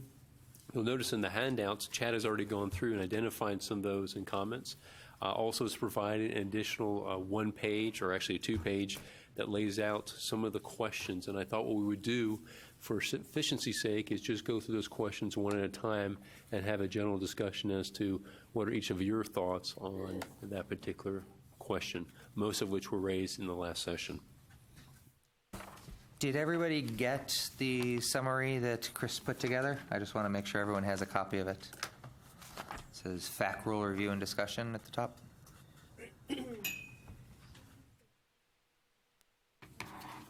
Okay. Well, just raise your hand if you didn't, and we will get you one. And for clarification, Chad, I think you meant the great handout that I put together. The great handout that Chris put together. Just for clarification. The stunning handout that Chris put together. I don't know about stunning. I'll just go with great. In terms of the first question that for discussion is, last time it was raised that it was a challenge to get high school counselors to participate based on the solicitation process. And are there any suggestions on how we can improve that process to get more high school counselors involved with this committee? I have potentially one. So I know UT is working on a counseling initiative that is statewide to build kind of the capacity for high school counselors to better serve students towards college. And I know that that is a network building initiative. And so it makes me wonder whether maybe I could be helpful or that could be a good sort of resource for finding some already engaged counselors who might be good representatives. They're already into policy issues and looking to support the pipeline. Fantastic. And those counselors, are they from throughout Texas? They're throughout the state, yeah. Good. Yeah. And what school was that? It's at UT. Oh, Yeah. it's a UT Yeah, initiative? it's through the Office of Strategy and Policy. It's an initiative that I think it was funded through the legislature last session. So I'm happy to follow up with you on that and try and find maybe a contact that would help connect with maybe the counselors who are involved already in that initiative. Any other comments? Suggestions? I think we could also take advantage of our TACRO associates as well, because they do all that college fair circuit. So maybe what some of us could do, at least on the committee, is connect with our admissions folks to see if, I don't know the best way to do this, but, because I know right now one of the things that's the issue is the way the rule is written. We probably need to solidify that, so that how we go about doing that. But TACRO could be a really good resource because they're probably more in contact with the high school counselors than our financial aid folks are on a regular basis. So maybe we could do that maybe through the TACRO organization in some way. I'm not sure the best way to do that, but that could be TACRO has a listserv, so maybe we could put nominations requests out on the listserv. We can also let them know when we're doing our national training for counselors and mentors of the availability or the opportunity. Casper does that, right? Yeah. Well, I was wondering if we could identify one of the state associations, like we have TASFA, if there's the Texas Counselors Association or something, School Counselors Association that's similar, that we could maybe look at their board and their membership of the high school, the secondary counselors on that board. And then I also thought about maybe tying into the education service centers, the different regions across the state. They also have a counseling network. And I see something pretty often go out to all the counselors through the different education service centers. I think also with most of us have outreach, financial aid outreach advisors, and we have really close contact with all of the counselors, high school counselors within our area. Maybe even taking nominations or suggestions from those outreach folks.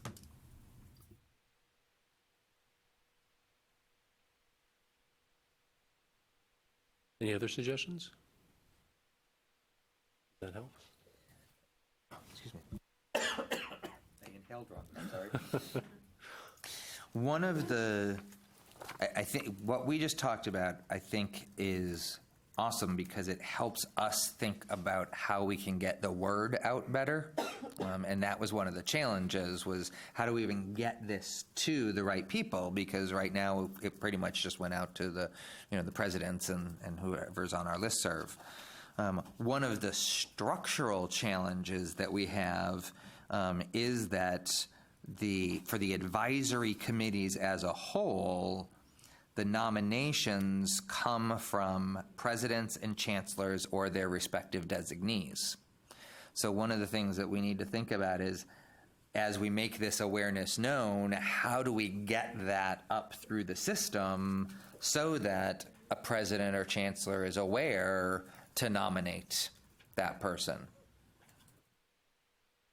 And I'm probably going to put her on the spot at this point, but wanted to ask Linda Battles as to whether or not there is or isn't opportunity to change that nomination process at the core piece for advisory committees as a whole, because that affects all of the advisory committees, and I know that a specific process was utilized to develop that. Yes, we actually have a separate set of general rules that apply to all advisory committees across the agency, and we do specify the nominations process. And I have to tell you that when we did publish those rules in the Texas Register, we received comments back from a couple of institutional representatives who are the ones that made the suggestion that ultimately how we ended up adopting them. So I know we did it in response to input from the institutions. If we need to change the process, and we'll need to change the process in those general rules that apply to all advisory committees. So we can look at that, but we'll have to do it in both places. And I guess, I think probably what happened, we weren't thinking about the fact that some of the advisory boards, and probably it may not just be the financial aid one, but that we wanted to bring in constituents from somewhere other than higher ed institutions. So if that is something that can be changed, it might be advantageous for other advisory groups depending on what their purpose is. But if we're gonna have to get something to change, because I don't even know that would be feasible for a high school counselor to get nominated by a president or chancellor from higher ed, because, right? I mean, right. I don't know that would be feasible, right, Audrey? So we need to do something. I do think there are some other advisory committees that have non-higher education representatives in them, and I'll need to double check to see how those committees seek nominees, but we'll go ahead and take a closer look at that, and if we need to make amendments to both sections of the rules, we'll do that. Is there, does the committee have a suggestion as to who we would suggest the nominations should come from? Because right now, the concept is presidents and chancellors at the institution or their respective designee. I don't think that as an agency we're looking to have it suddenly become anybody can nominate anyone and do self-nominations and all of that kind of stuff. So is there a role at the high school level that you all would suggest as the main one? I would suggest the superintendent for the school district. Yep. Do other people? That makes sense. Yeah. That's at least a possibility. And I know that this is all just possibilities. I'm just collecting ideas right here. So, okay. Well, I think that there's both marketing that we can do as an agency when we go to seek these nominations to better inform both the financial aid community and the school counseling committee to just get more interest out there, and then hopefully we can modify somewhat to be able to collect nominations effectively. Okay, I think we're ready to move on to the next question. And it was raised that since the TASFA representative is not one who goes through the standard nomination process, i.e. through the president or chancellors, but is a member as a result of their being on the TASFA board, should that person be a voting member, is the question. I think so, and here's why. I think I know it's not through the regular nomination process, but they're representing the entire financial aid community. They were voted on by the entire financial aid community in Texas. So I think it meets the definition in a different way. So, I mean, I could go either way, but I don't know why they couldn't be a voting member. But it also might be connected to number 9 as well, if we should choose to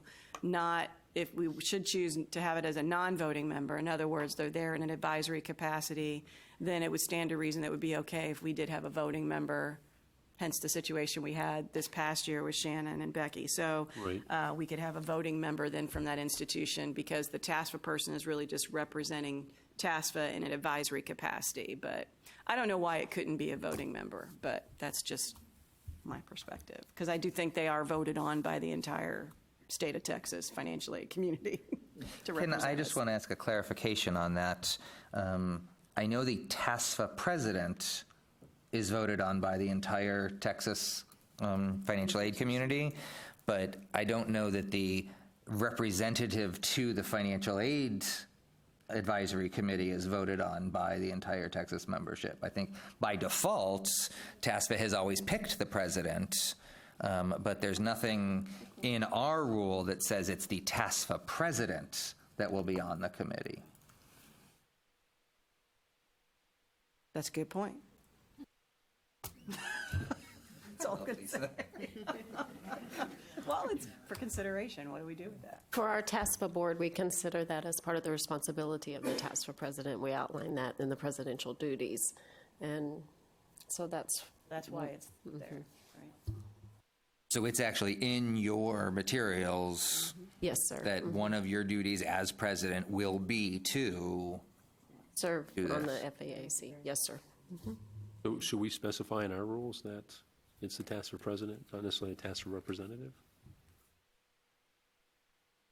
I think the only thing you have to be careful of, if for some reason the TASFA president can't, likely what the TASFA board would do is select someone that's on the board, which again are people that are nominated and voted on by the financial aid community. So I don't know that we want to be that specific, just in case there's a circumstance where the TASFA president can't serve or something changes, then the TASFA board could decide, is it going to be the vice president, the president-elect, the past president? But those people are, in fact, also, everybody that's a voting member on the board of TASFA is voted on. So you could argue in that, from that perspective as well. I don't think we have enough contentious issues where that person voting or not is going to make any difference in the grand scheme of things. But you never know whether there might be. We're now a voting, we did, before, the way the structure, because used to, as the president-elect, you were here on there for 3 years as the task, but we weren't a voting financial aid advisory committee. And really what we're voting on is just recommendations to the board. The final say is with the coordinating board, right? We don't really have a final say. We're an advisory committee, right? So just because they're voting doesn't mean that even everything we vote on, if we vote yes on something, the coordinating board come back and say, no. I mean, I know you wouldn't do that, but it could happen, so.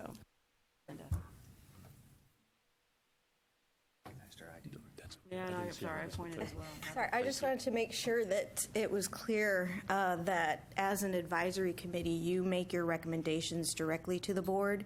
And if the staff disagree with your recommendations that go to the board, they don't alter the recommendation. They basically provide the board with a different recommendation so that you have the opportunity to make sure that you're presenting the way you all vote on something directly to the board. I think we got that clarification from Sunset a couple of years ago, and they said, you need to allow your advisory committees to have that direct access to the board and make sure that advisory committees are articulating their positions and recommendations directly and not filtered through the staff. So I just want to make sure everybody was aware of that. Thank you. So here's my, I'm asked a question here, and I think I know the answer. So historically, the TASFA president has been on this committee as just to be here and represent TASFA, kind of hearing and knowing what's going on, correct? Well, before we were kind of a voting kind of operation, right? It actually was the president-elect, the president, and the past president, because I served a 3-year when I became TASFA.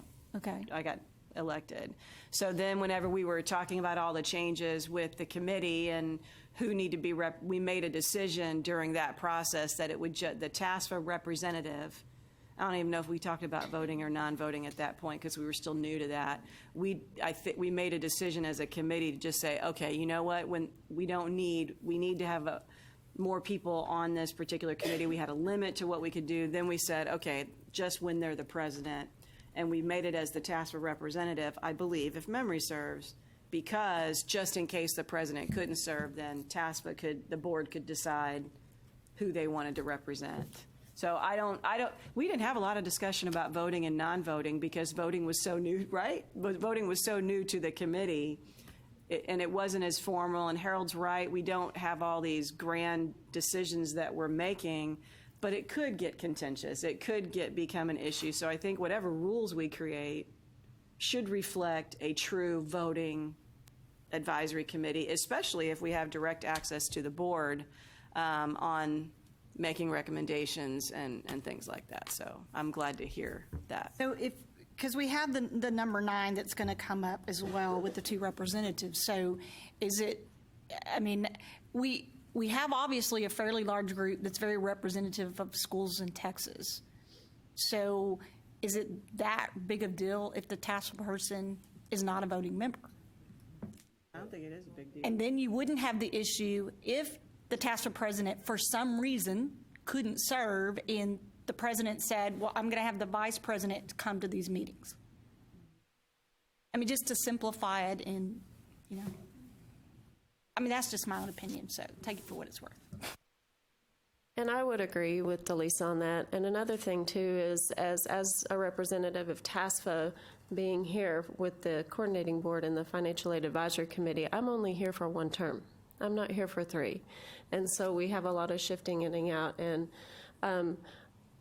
I'm taking notes to take back to TASFA for awareness and relay this information. And I feel that a voting member would not be necessary. Does that pretty much sum it up? Okay. I think it would be okay. Any other points to be made on this topic? Okay. It does. Number 9 as well, so we don't have that issue. And so we'll move on to number 3, and again, it's on the TASFA representative, and do we need to have more specificity about that person's term being limited to just 1 year? Well,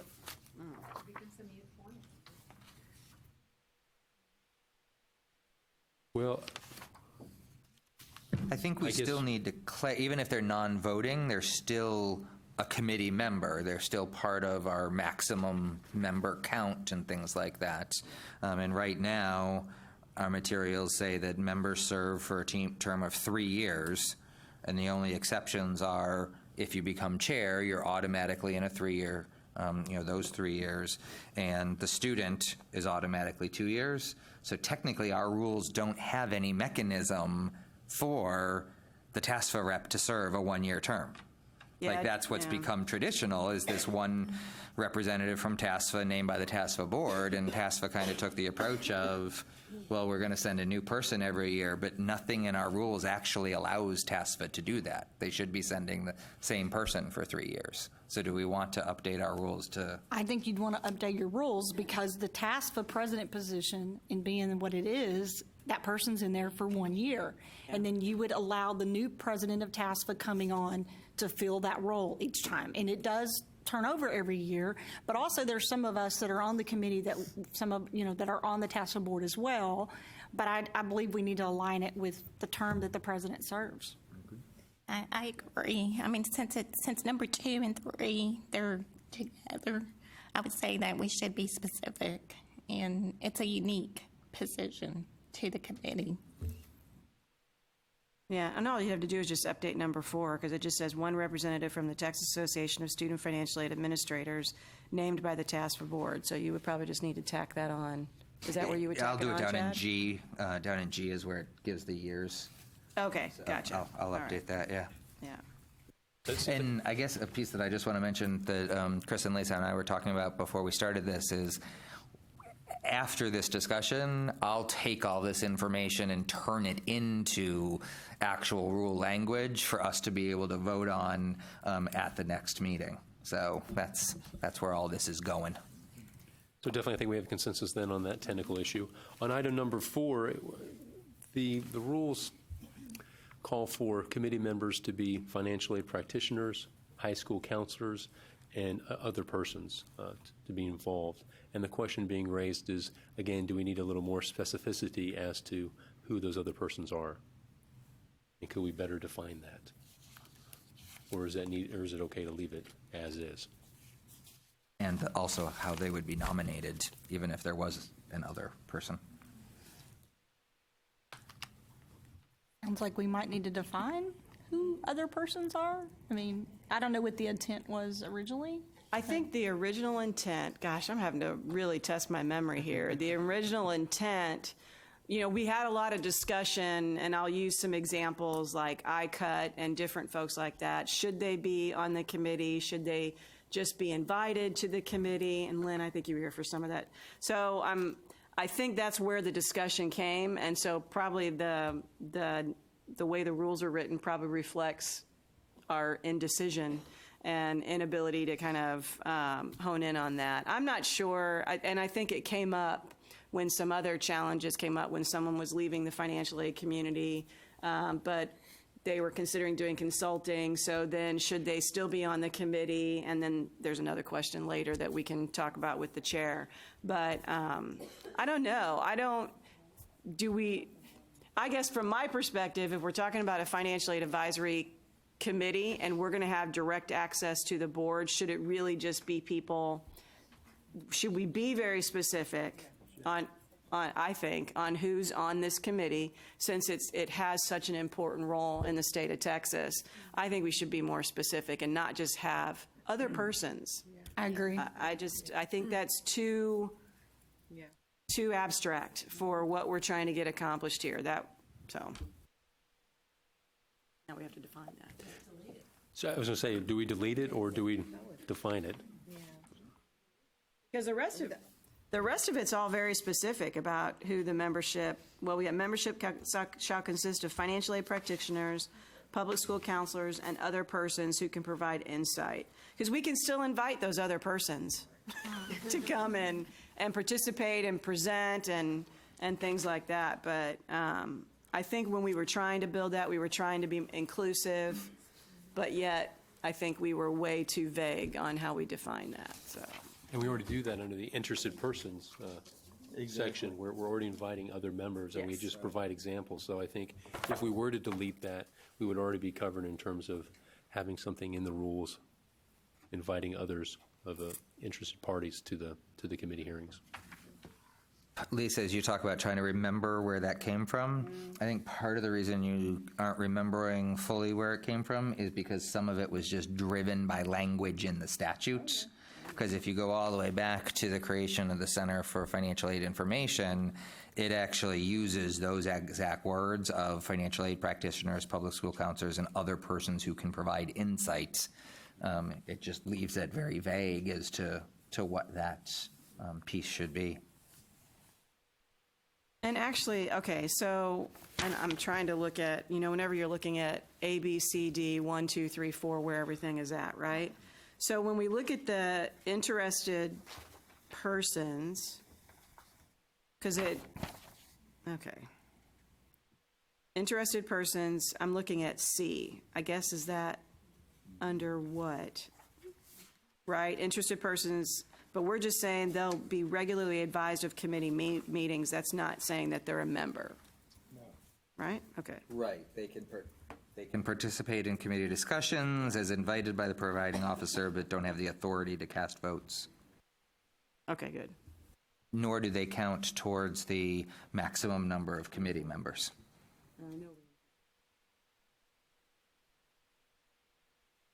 Any disagreement on deleting that? Okay. Moving on to the next one. There has been raised some concerns about not being able to get the two representatives from the health-related institutions, and that being an ongoing challenge. Part of that clearly is because the number of health institutions is relatively small compared to the 4-year and the 2-year institutions throughout the state. So for lack of a better term, the proposal would be to reduce the requirement to only have one member representing those institutions on the committee.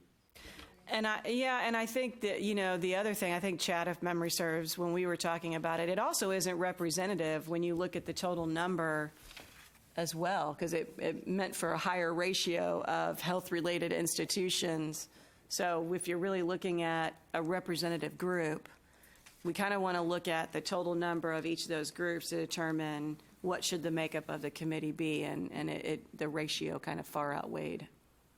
Plus, along with it being difficult to get people to participate, because I know we're kind of looking at Delisa as she's kind of representing both groups, because now A&M has combined their health-related institutions, so that helped meet that objective there.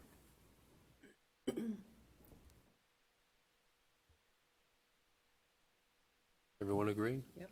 It's okay to disagree, and it makes for a more interesting Chris, meeting. You're getting everybody to agree to everything. Wow. That's pretty awesome. Well, let's see if I can change that with number 9. On number 6, not the statutes, but the rules in the administrative code allow us to invite, as members of this committee, up to 2 students. Currently, we have 1, and if it were to go to 2, it would be a student from a community college. And do we want to try to make sure that we have 2 students at all times represented on this committee?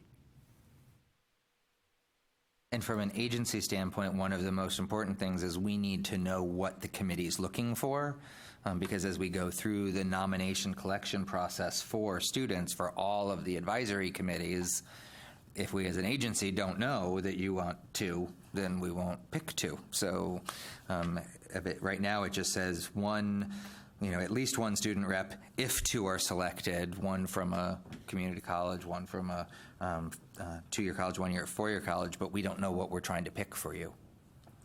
And my preference would be to have 2, so that we do have representation from the community college for students. I think that's a very important I think that's the way to go also. Yes. Does at least one person disagree? You want me to just because? Do you mind? No, I'm not going to disagree. Okay, I think we're moving on to there.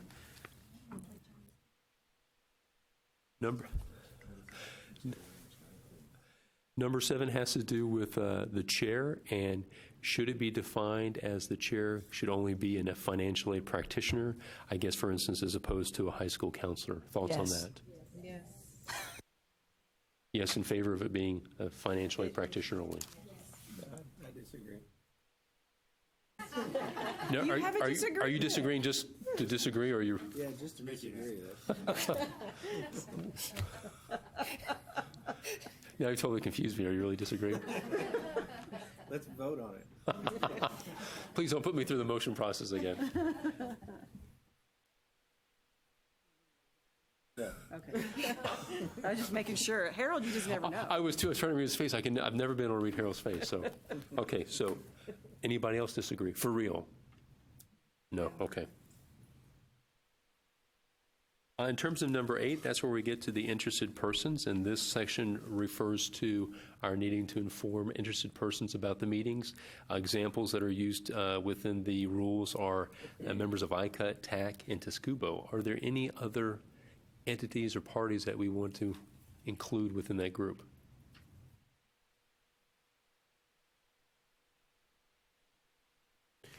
And well, there's other persons, which would be peer Be on the people who would be membership. members, and so we decided to possibly delete that. And then interested persons are those individuals or entities that we want to make aware that the meetings are taking place, so they can It's basically how, as an agency, do we make sure we invite all the people that you want us to invite to this? Do we need to list TG there, since they're not formally on the committee, they're an interested entity, of course, we know they're going to be involved, but should they be listed?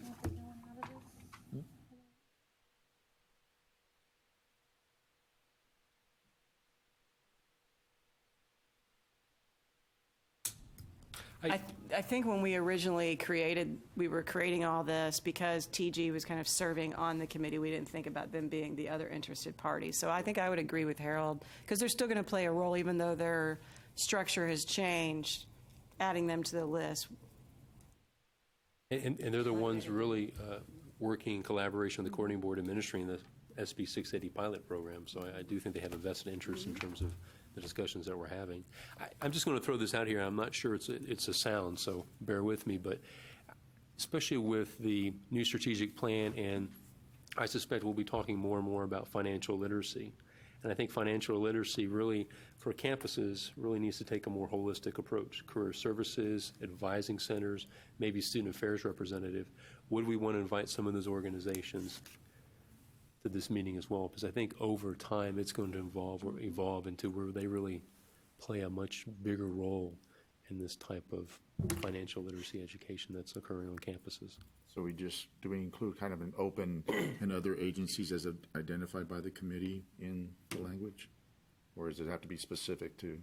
I was actually just going to ask whether people felt, do individual agencies need to be listed in the rule, or could it just be that, interested party, interested persons, shall be regularly advised of committee meetings, and as an agency, we would keep a list of interested persons, and I would work with the chair, for each meeting as to, do we want to add anybody else? Do we want to add anybody else? Yep. That's good.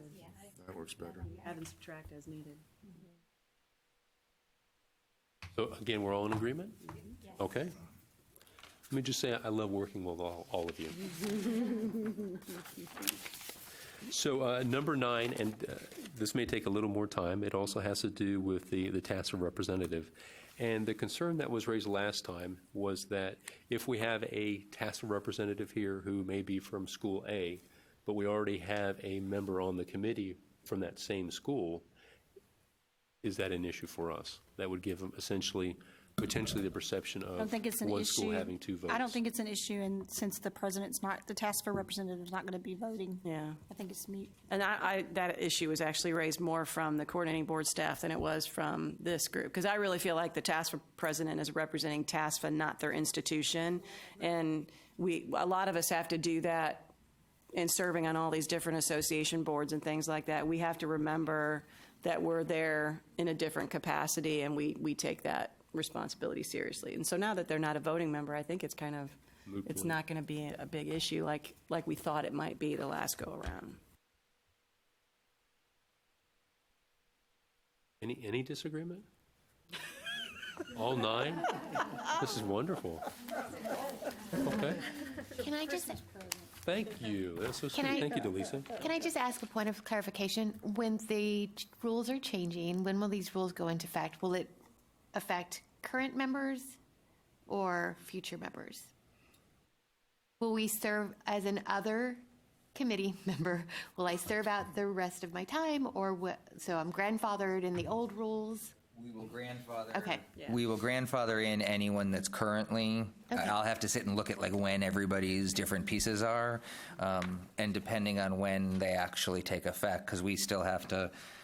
I have to turn them into rules. You all have to vote on them. We have to take them to CAPS. We have to take them to the board. So it may be that they aren't even until part of, a future round. And for those of you that are new, Audrey is here in a little bit different capacity.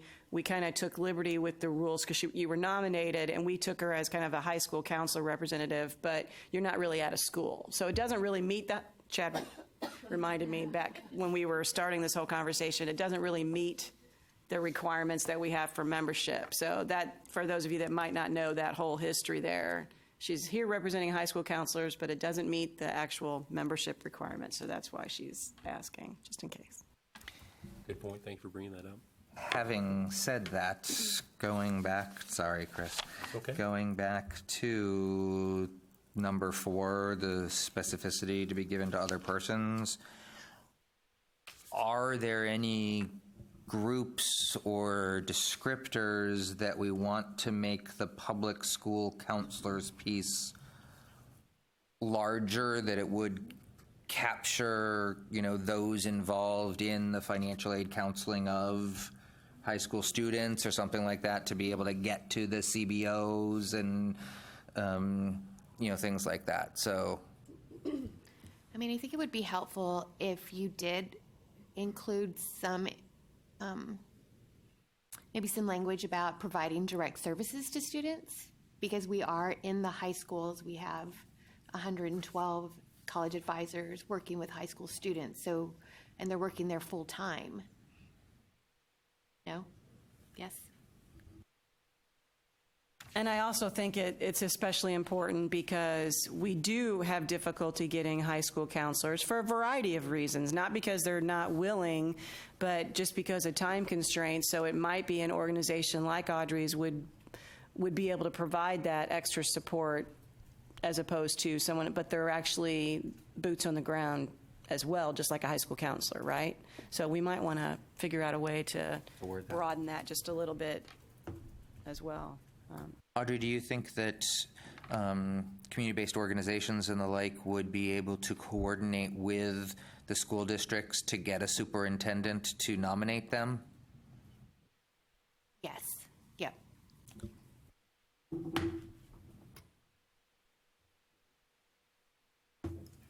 All right, thank you all very much. Next up, I'd like to invite... No, you have a whole second half. We got a whole second half of this. Oh. Committee responsibilities.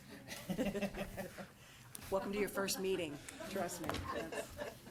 Sorry, I was just so excited we got So glad it's you and not me. So, all right, so the last item, I think I wanted to block this one out, so I apologize.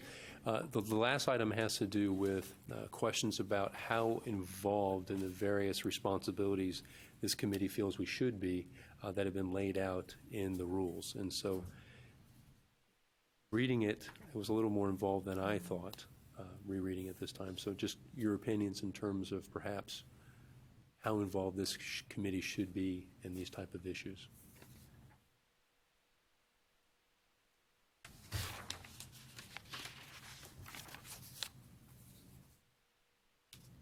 And the summaries that I provided is just pulled out of the rules themselves.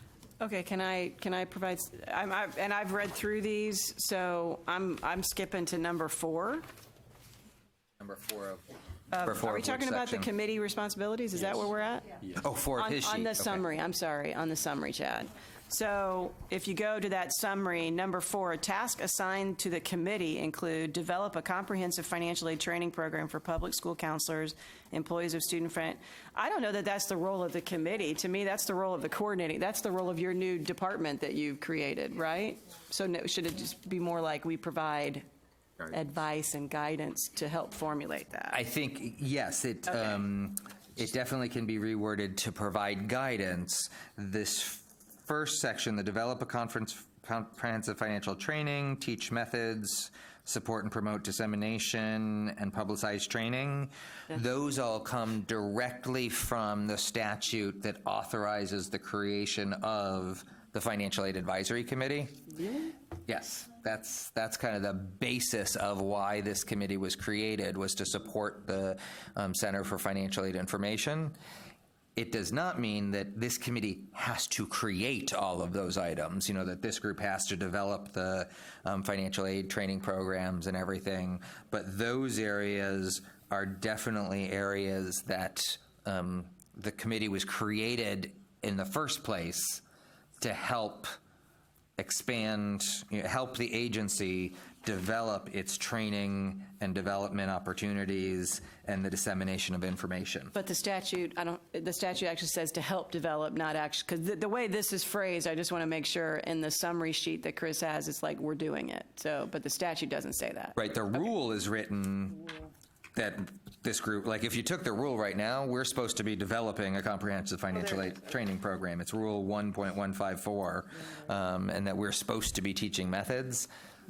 The statute itself says that the agency will work with, and it lists some various different groups, and one of the specific groups is the advisory committee in order to develop these things. So you're right, it's the agency that's supposed to do it, but this group is supposed to play a very large role in helping us do it in the right way. So it sounds like we just need to update the rules a little bit to reflect the language in the rule, right? For, if you look at Rule 1.154, Section A, which I think is somewhere, number 4, in his piece, yes, that one.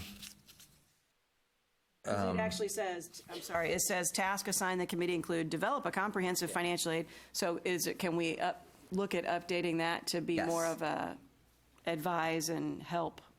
Yes. Coordinate, whatever. Yes, absolutely. Yeah, that, as long as that doesn't violate the statute, that would be.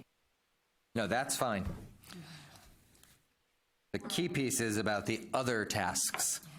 And the other tasks, letter B of Rule 1.154, as well as number 2 in Rule 1.149, those are all things that whenever these rules were created, the committee added to the role of this committee.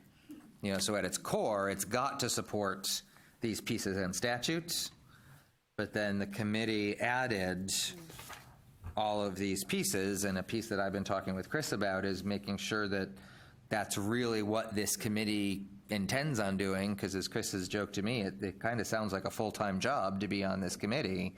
And so wanting to make sure that I know as the agency representative of this committee, what are you truly looking to bring, you know, for us to bring here? And also thus, if that is what it is, then all our processes will be built on everybody's participation in those things.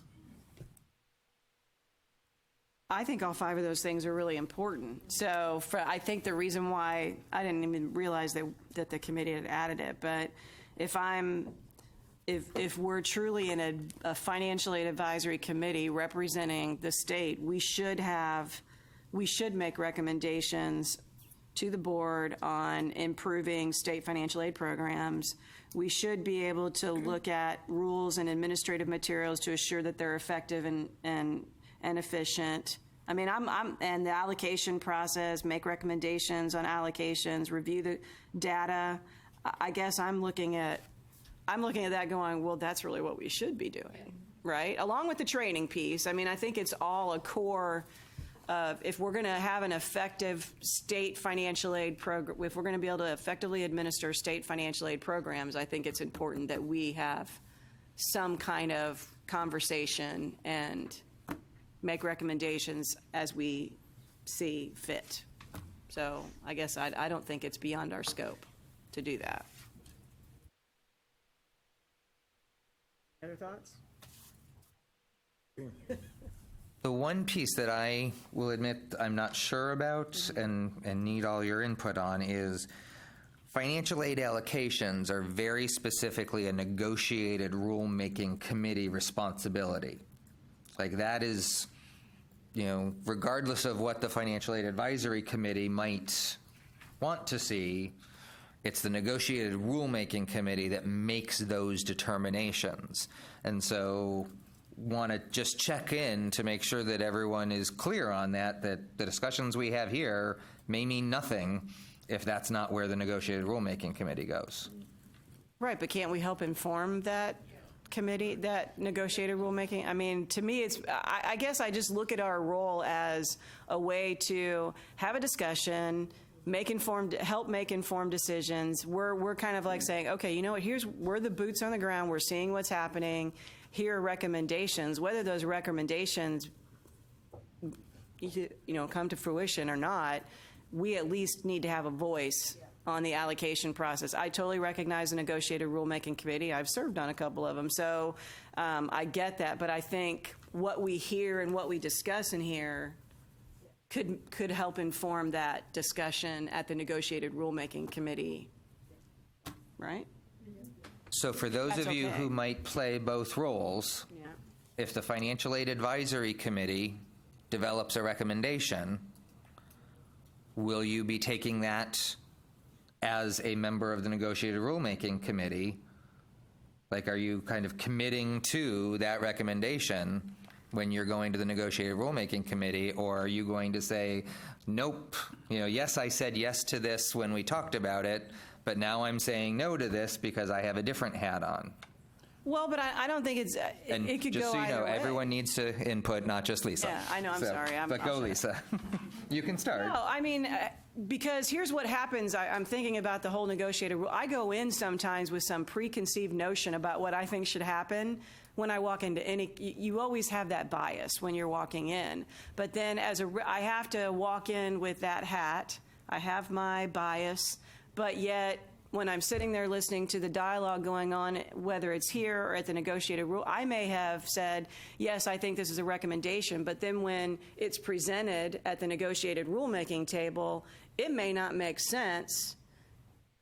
So I have to listen to everything that's going on. That's my role in the negotiated rulemaking. So whether I said yes or not, I'm in a different environment, and it may be, because that's happened. I mean, I've sat in meetings where I've said, oh, I think it should be this way, but then I walk into another meeting and something completely different happens because of the discussion that ensues. So that's the responsibility that I think we take on, and I'll shut up now.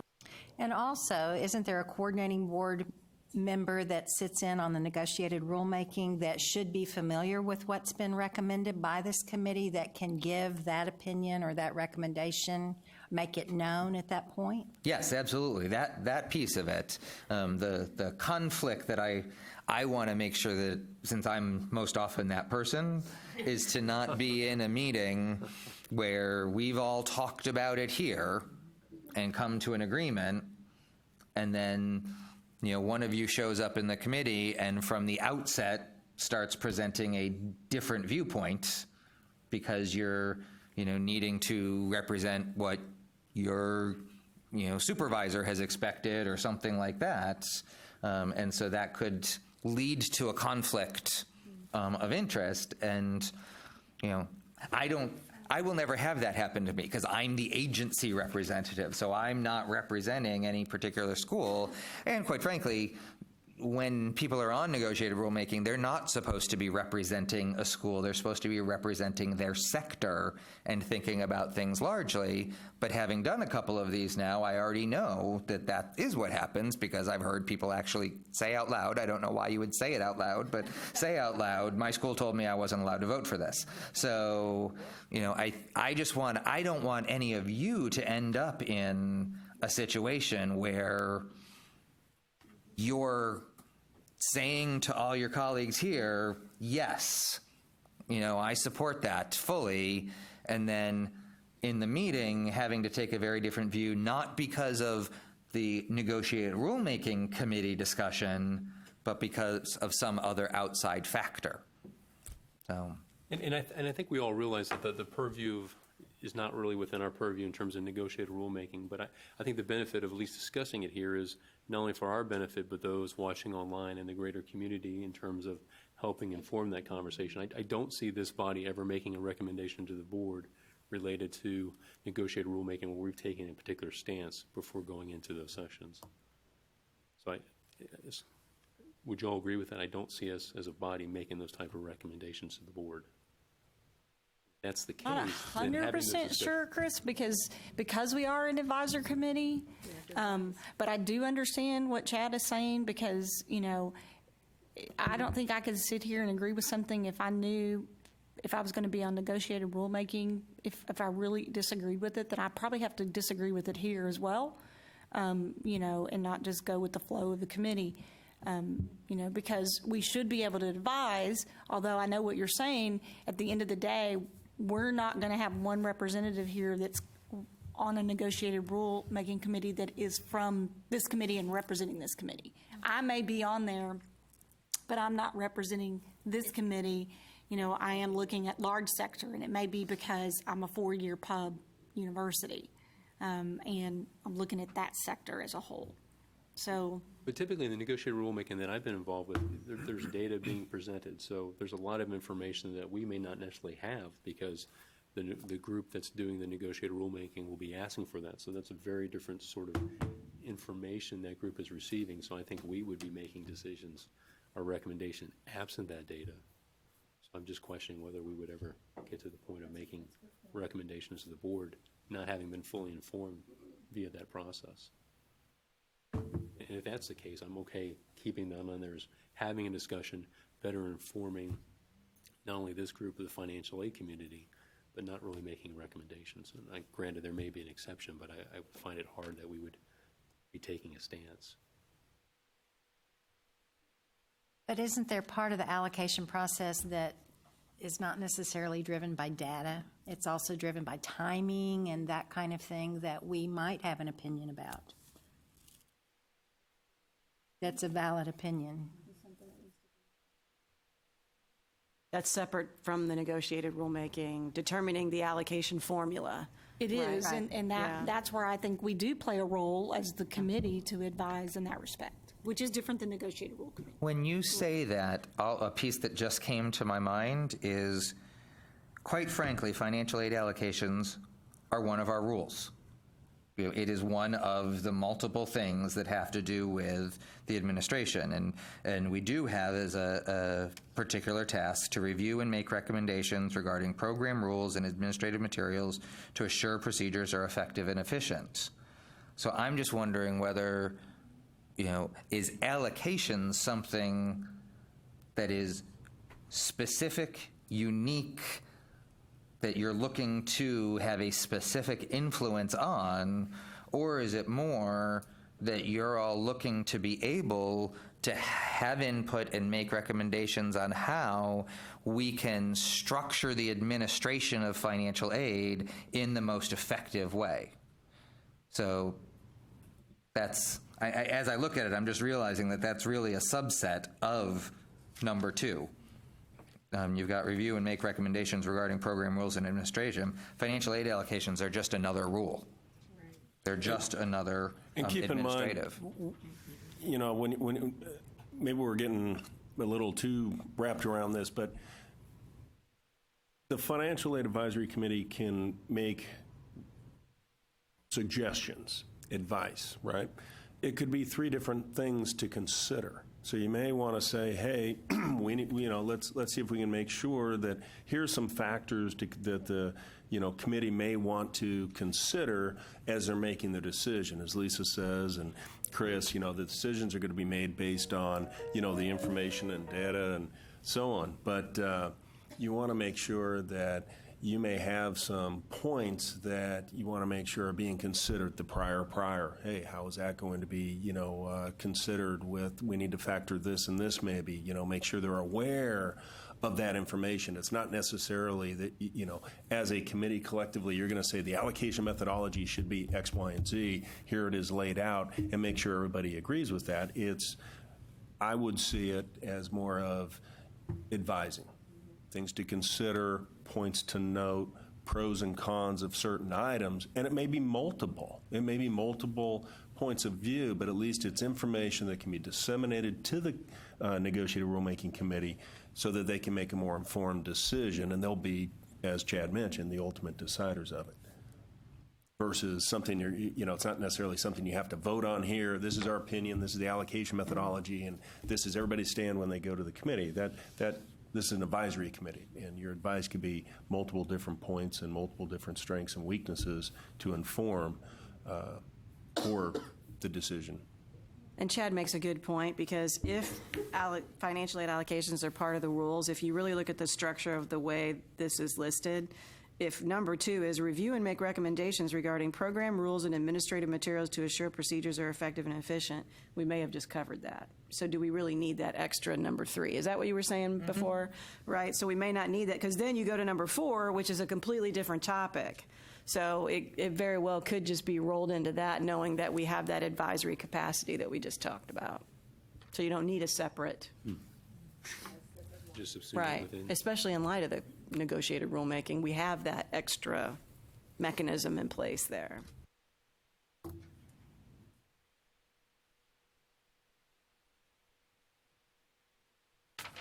Thoughts on Lisa's comment?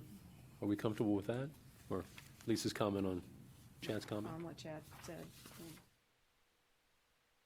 Any disagreement? Okay. Any other points that we need to discuss in this area?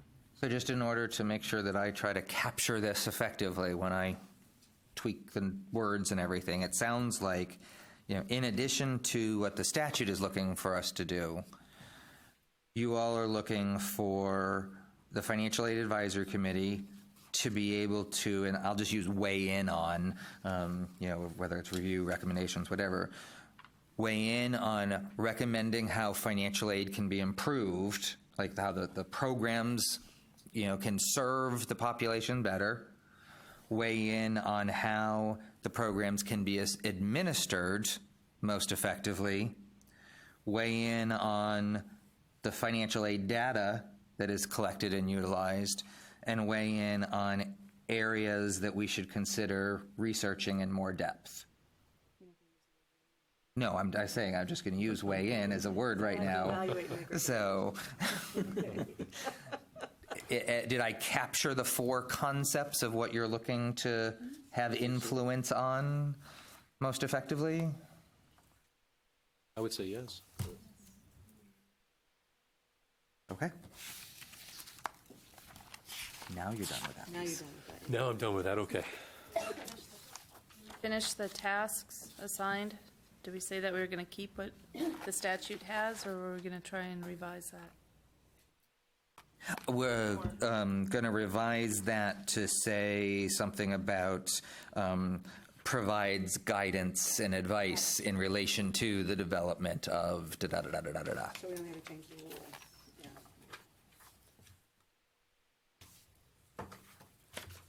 All right, any other questions? Are we ready to move on? Okay. Invite the Director of External Relations, John White, who's going to brief us on the Coordinating Board's legislative recommendations. Thanks for joining us.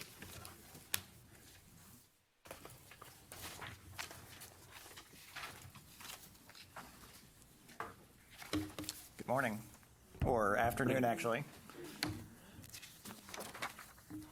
Again, my name is John Wyatt. I'm Director of External Relations here at the Coordinating Board. So what I'm going to do is present an update on where the agency stands in terms of developing legislative recommendations for the 85th Texas Legislature.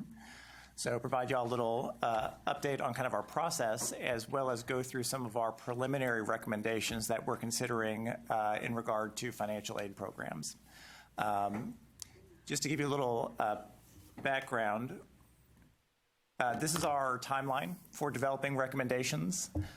We've actually advanced this timeline from what we've done in previous years. Usually it hasn't been until the summer before the legislative session that we finally adopted our legislative recommendations. The commissioner and our board wanted to get an earlier jump on the process this time, specifically because they wanted to have a good-sized time period where we could get feedback and input from the stakeholders who are going to be impacted by any recommendation that ends up going forward. So you can see here we had some initial discussion at our October board meeting. We will be having some more discussion next week at the CAB meeting and at our January board meeting. And then we're targeting final adoption of recommendations at our April 2016 board meeting. And again, that time frame between October and March is specifically to make sure that we're talking to legislators, we're talking to institutions, we're talking to all the stakeholders who will be impacted by these decisions, to make sure that we understand your positions, your concerns, and that we're hopefully adjusting our recommendations to incorporate them. I'm going to go through some specific recommendations, and please feel free as I go through, if you have questions, if you have comments, just interrupt me. This slide here is some of our initial recommendations that would be for both Texas Grant and TEOG. One of the concerns that came out of this last session for our commissioner and for our board was the elimination of the Beyond Time program and the Top 10% program. Specifically, that those were programs that disproportionately funded more middle-income students. That Texas Grant and TEOG obviously are very focused on that neediest student. And programs that had traditionally been used for that student with need but not as much need are now being phased out. So a focus has been how can we help address the needs of that student who has need but perhaps isn't the neediest of the needing.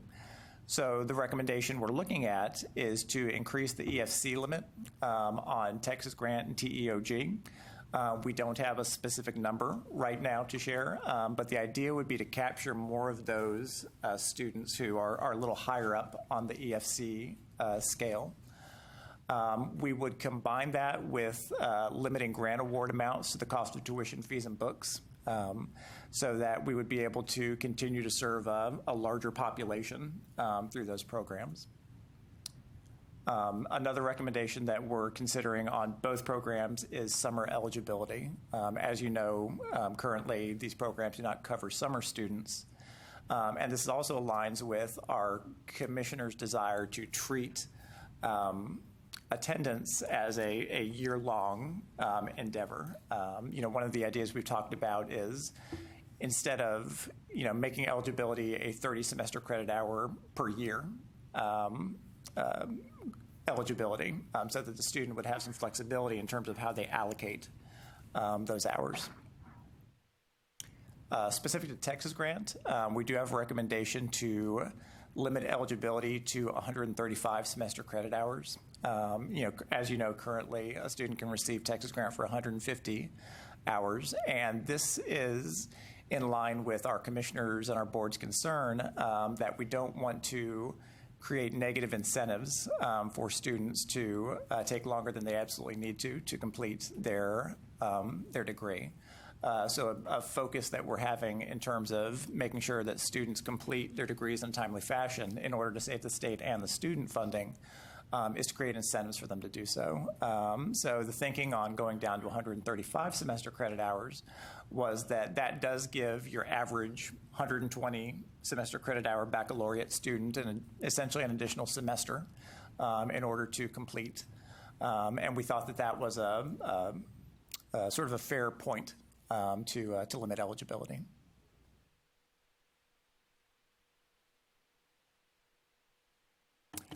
Some other recommendations that we're looking at for TEOG. This actually aligns with another recommendation we have. As you may know, last session we recommended to the legislature that community colleges be able to offer baccalaureate degrees subject to certain conditions and a process that we would establish here at the coordinating board. The legislature ended up not adopting that, but we discovered sort of during this whole process that we don't have a really good way of providing financial aid to students in our existing community college baccalaureate programs. As you know, TEOG is currently limited to 75 semester credit hours, but students at those 3 institutions that are allowed to offer baccalaureate programs don't have a way to cover the additional hours that are necessary to get a student to their baccalaureate.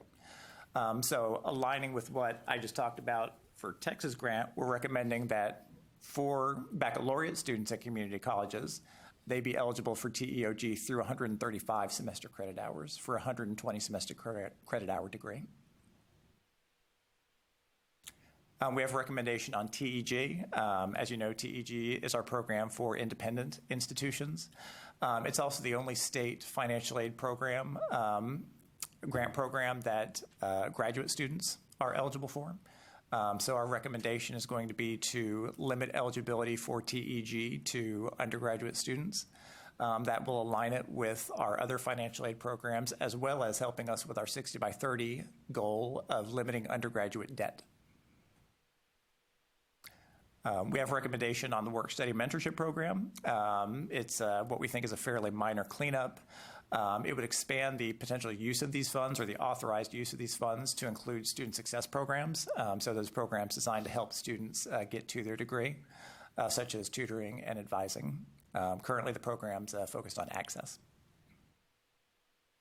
And our final financial aid recommendation is to a recommendation that institutions would advise students of both a maximum and a recommended amount on loan awards. The idea being that students would be informed of an amount that would cover their cost of attendance between their whatever aid they receive and their cost of attendance.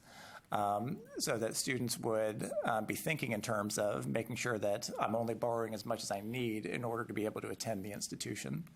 And that is something that we're working internally to kind of flesh out some of the details of, and we'd particularly appreciate your input on. Can I just ask a question on that? So, all right, what kind of loans are you talking about? Because I struggle with having the state dictate what we can do on our financial aid award notifications when most of the awards on that notification are federal or institutional. So I'm not sure what the purpose of the state dictating what we can or can't do with award notifications. It's a sticky subject, so. No, I understand that. And yeah, again, the idea is to get students thinking in terms of less than their maximum potential loan award. And so having some way of informing them or generating a target number that will get them to their cost of attendance, but doesn't necessarily reflect their total amount. I want to clarify. Can I clarify something? John, I think you're saying cost of attendance when you mean direct expenses. Because cost of attendance they already do as part of the financial aid package. The idea that we've seen at some other institutions is that they've provided a recommended amount of what would you need to cover your direct expenses as opposed to indirect expenses. I apologize. Yes, my knowledge of the terminology is a little lacking. I just think this is way beyond the scope of the state dictating this. So that, and I think I'm speaking for a few other people on this I agree. one. So. I mean, because it's federal loan programs that we're awarding, basically, and so I agree. I think we've heard a lot of that feedback, and I guess I'd appreciate any thoughts on, is this something that we could create some system of institutional flexibility where institutions might basically take the lead in terms of developing something along these lines, or is this just something that from your perspective just isn't possible? I just don't want the state to dictate to me what I put on my financial aid award letter when they may not even have any state programs on that award letter. I mean, I understand the concept and the philosophy behind we want students not to borrow as much. I just, we're already getting, we're already doing that. It just may be in different ways. So I don't, anybody else want to weigh in? Yeah, I totally agree, and especially with some of the other state programs going away, Top 10, Be on Time. I mean, it's almost forcing students to borrow even more, and then with, dictating on what's on our award letter, totally doesn't make sense. And I think in terms of making adjustments to an award letter, it's hard enough to get students to read an award letter. And if we provide additional text, I think that's just going to confuse the issue. I think there are other approaches we could take to reaching that same goal, but I think it would require much more direct intervention with the student. I think it's a good goal, but I think using the award letter to achieve it, I don't think it's going to help us reach that goal because students will not read it. Yeah, it sounds a little bit like the concept of the shopping sheet. Yes. Yeah. And how many schools have had problems with and have opted out of doing the shopping sheet because of the myriad of problems it creates? And I bet you there aren't very many of us in the room who are doing a shopping sheet. There might be. We have to do the shopping. We have to do the shopping sheet. I mean, who required you to do it? But if you sign this agreement, then you have to do it. Oh, okay. Well, so we're doing it. Okay. The veterans piece, but is that what you're talking about? UT System signed on to do the shopping sheet when it first came out, so we don't have an option but to do the shopping sheet. Not that many students I'm sure create. Actually, we don't really get questions on the shopping sheet at all. What we get questions on is, I don't have enough financial aid to cover my cost of attendance. Yes. And can I get more than what you gave me? I mean, that's what is happening right now for the majority of the students, that we really get questions on award letters. If we're not meeting their full costs, what else is there? So one of the things, I do agree with Lisa, I think this would be out of the scope to dictate what's on our award letters. The other thing is, I think it would be more confusing for a student to try to understand, here's your maximum, here's what we're recommending, when at most of our institutions, some of the packages they're getting aren't covering their full cost of attendance, and most of them think that they need to have that full cost of attendance. And even regardless, if they're applying for aid and their family has some resources, even the parents think, well, they see $25,000 cost of attendance that, how am I supposed to come up with $25,000? Because unfortunately, not every parent, but there's a great deal of parents out there that have not been able to save for college or that are paying their own college debts off, and so they haven't been able to. So they don't have a lot of, just flexible money sitting around. And the students that we're dealing with that are looking at the packages that we're seeing, asking us, what else can we get? And a lot of those students may not even have grant funding in their package. It's just loans. And not to mention the fact that this would take some information technology resources to even accomplish it. Right, because we all have different kinds of award notifications, and some of us have online. I mean, our award notifications are online, as well as our shopping sheet. Are these recommendations for 16, 17, 17, 18, or what are you looking at?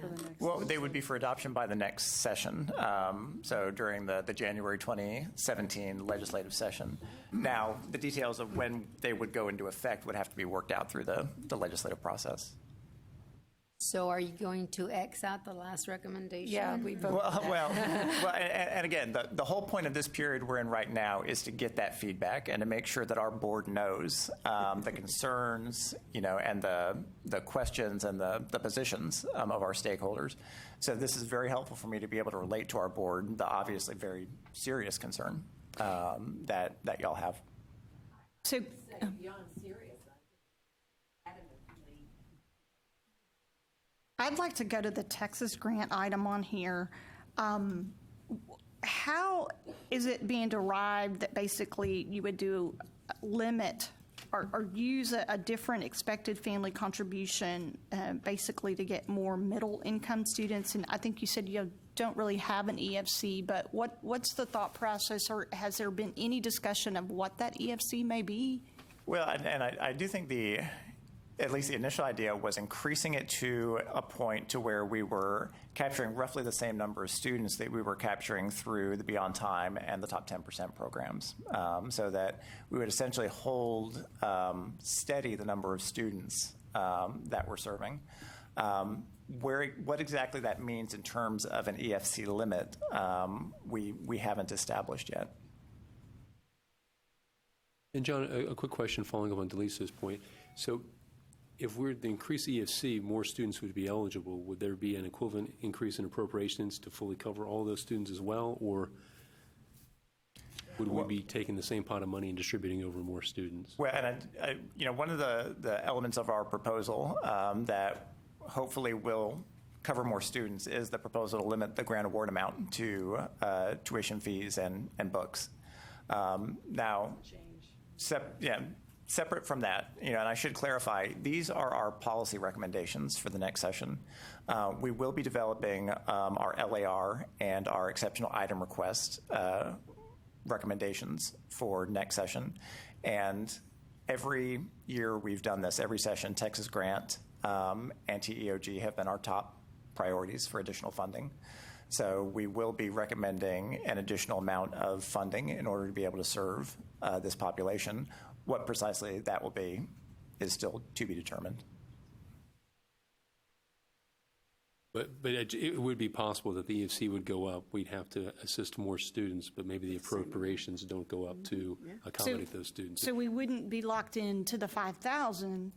I mean, so we'd have to have more money in the program, right? Because you're saying to cover tuition and fees and books. Well, they're saying that's the maximum. The maximum grant award. So we'd still be limited. There'd still be some limit there, because we wouldn't be able to fund everybody still. But my concern would be with the target amount of, the recommended 5,000, would it then go to 4,000? It would we really be spreading money out across many more students and really be offering a de minimis amount at that point? Which would make their loan debt go up. Exactly. Both the needed and the recommended. And if the matching's still in there, then we could possibly have more students possibly to match. Yeah, when we'd have to cover that. And John, I know this is very preliminary, but I was just bringing up that could be an outcome if this were to go forward.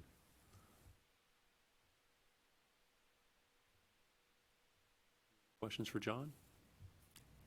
Again, I really appreciate this. You know, it's you know, absolutely. You know, frankly, I'd rather, you know, hear this now than in the middle of session.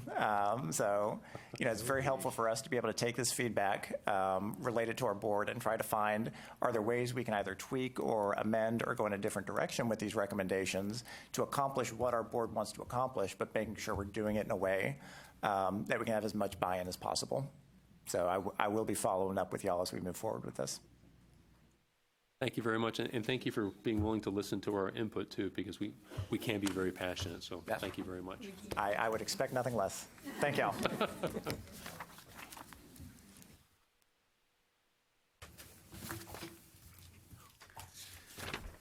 Okay, unless I lost my place again, the next agenda item will be setting the meeting times for next year. In the past, we've done it one meeting at a time, but the thought was that maybe we could set all the meeting times now for the remaining meetings for the year. So if you'll look on the handout. Does everyone have a copy of the? I don't have that. I have extras in case anyone needs one. I'll take one. I don't have one either. Maybe, no? Okay. Or I could just put the dates out and you could trust me. I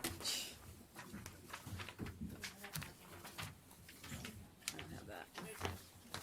Anybody else need one? Lisa, you need one? You got enough? What? I owe you, right, and I owe you. And you'll see on the chart that Chad has really provided possible dates 1 week out through 6 weeks out prior to the agency operations. Finance is a committee on affordability, accountability, affordability, and planning. I have to present to next week. Okay. Yes. So to try to get us meeting as early as possible, as opposed to right before that committee, so that we can move forward with some of our suggestions and recommendations in a more timely fashion. So what we've laid out is several date options. I noticed in the first one for February the 17th, that does fall in the week that TASFA will be meeting, so I'm not sure if that's a concern. And just looking at in terms of other calendars, in terms of SWASFA and TASFA and NASFA, I thought the best date for us to meet would be on February the 24th. Am I missing anything there?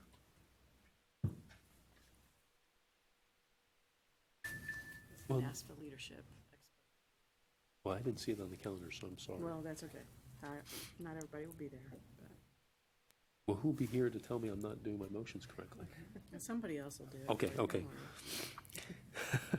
Delisa can keep you in mind. She will. Do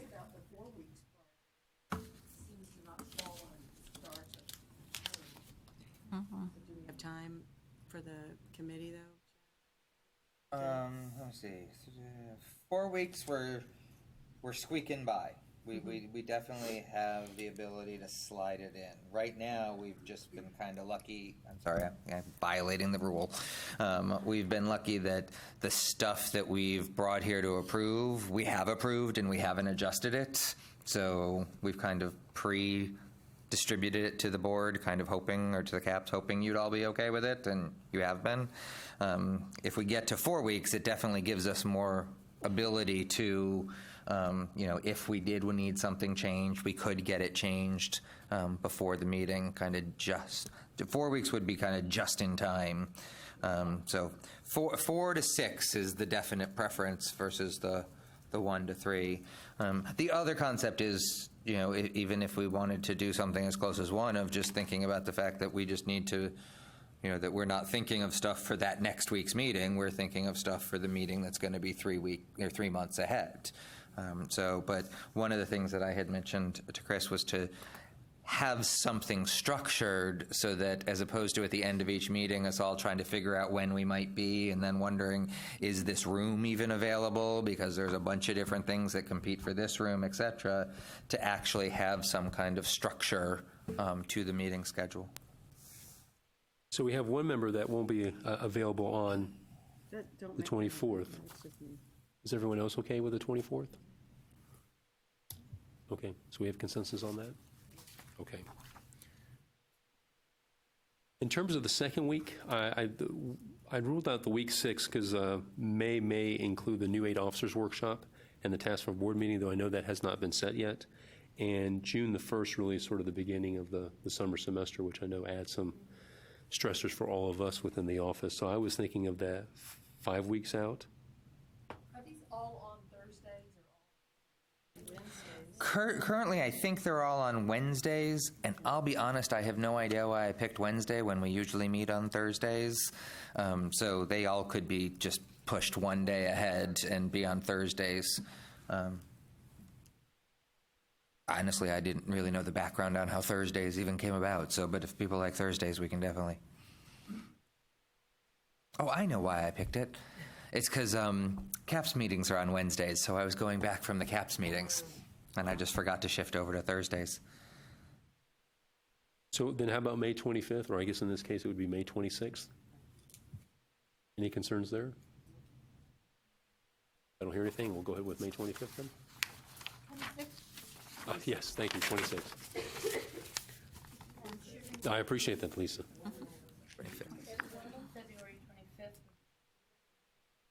Yeah, I'll February 25th, May 26th. So the next series of meetings will happen.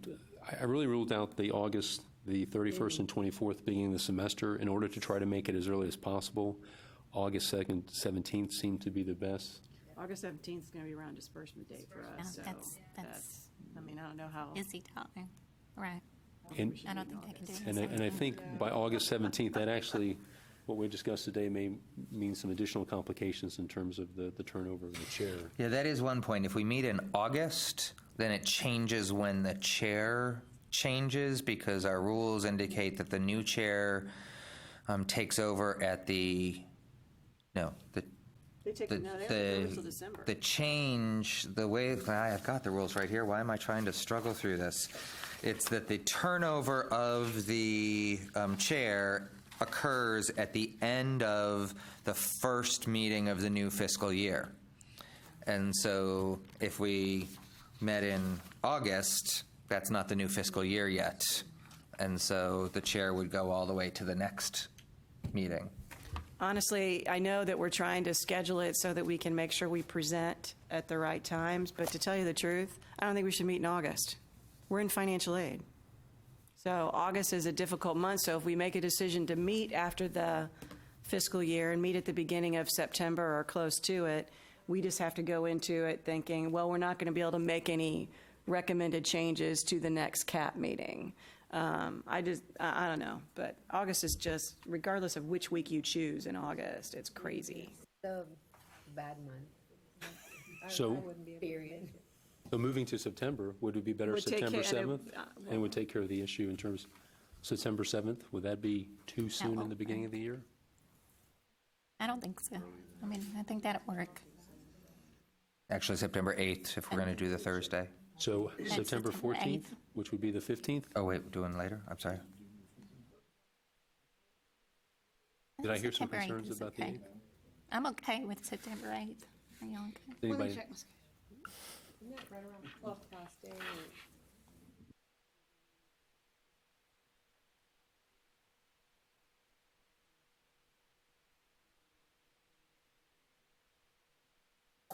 Okay, so September 8th sounds reasonable to everybody? Is that okay, Chad, even though it's not Yeah. the Oh, yeah. timeout? Yeah, It's no. just August is, ugh. That's why we're talking about this stuff.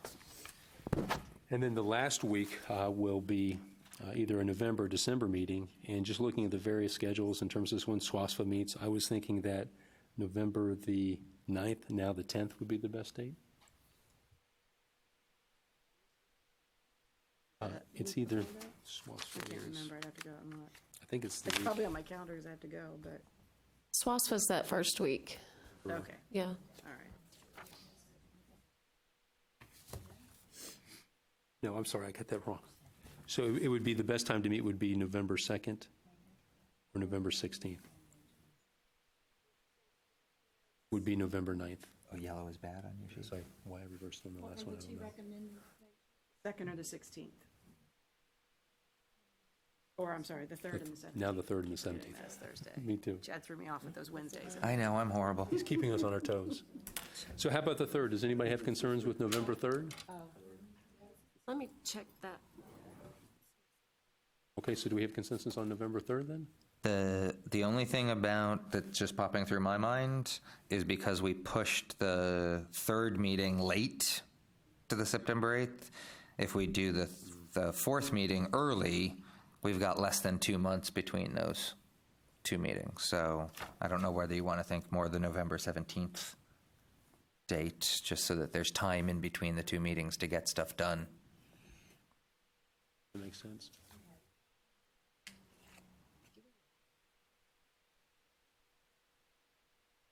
Anybody opposed to November 17th? Well, it depends on when the Terrys do. They usually do their meeting that week on Thursdays. So Yeah, that would affect both of us.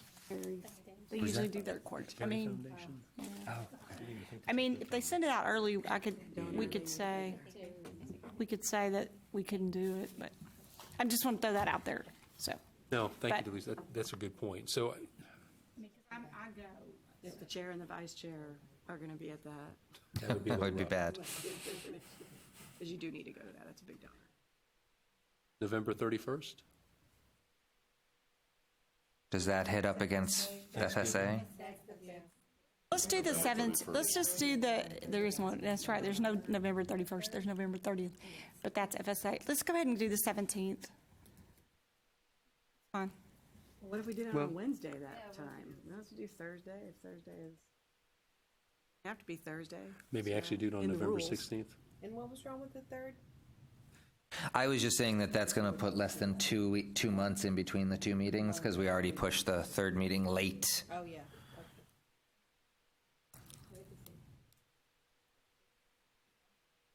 Okay, so we'll do November 30th? Does that sound good? No, that's the bad one. That's Oh, FSA. so are we saying December 8th? No, I think we're saying, I 17th. thought we said November, 16th, the Wednesday.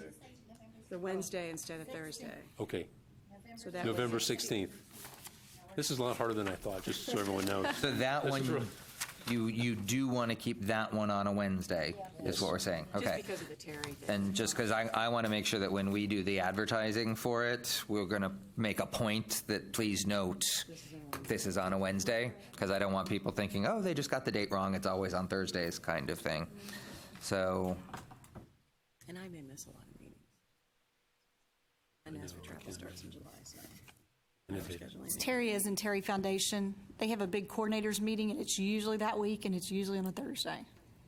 And that's a big deal for. Very big deal.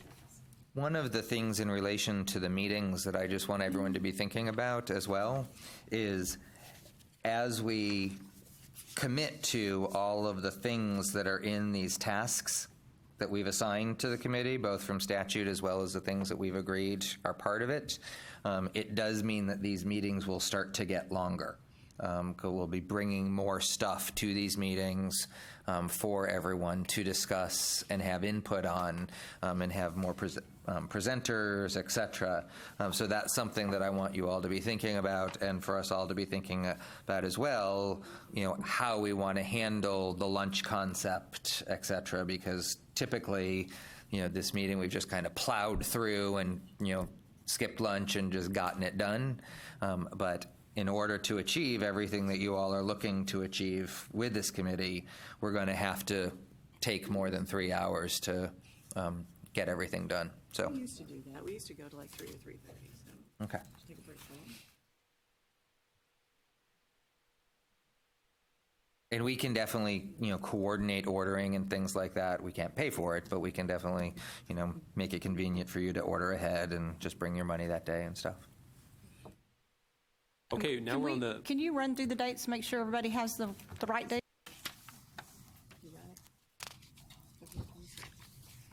Chad, do you want to do that? Sure. What I have circled is Thursday, February 25th, Thursday, May 26th, Thursday, September 8th, and Wednesday, November 16th.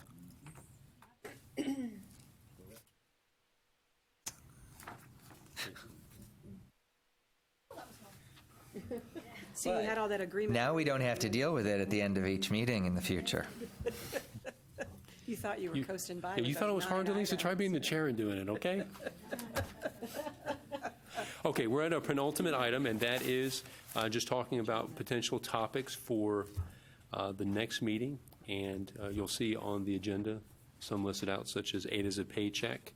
Are you all okay with that? And do you have any other topics that you'd like to add to the agenda now? And of course, as agendas come on later as items, if you have thoughts later on, please forward them to both Chad and me for consideration on the agenda. Any concerns with those being on the next agenda? One of the things that we'll be adding as well, and as I mentioned to Chris, please feel free to offer suggestions, even not just for the next agenda, but for anything in the future that you'd like to see. Based on our kind of recommitment to this, one of the things that we'll do at an upcoming meeting is present to you the annual report on financial aid and the Texas Grant annual report, so that you have that information and can also have input into how you think that report can be improved for the future. So we're looking at kind of redesigning all of the reporting that we do for the legislature in relation to 60 by 30 text, in relation to making sure that it's useful for the financial aid community, as well as making sure that it meets statutory requirements. So we'll be bringing some of those to the meetings as well. Any other suggestions at this point? Okay. Any other business items that we need to address? Okay, in that case, is there a motion to adjourn? Seconded, all in favor? Aye. All opposed? Okay, the session is adjourned, and thank you very much for your time today.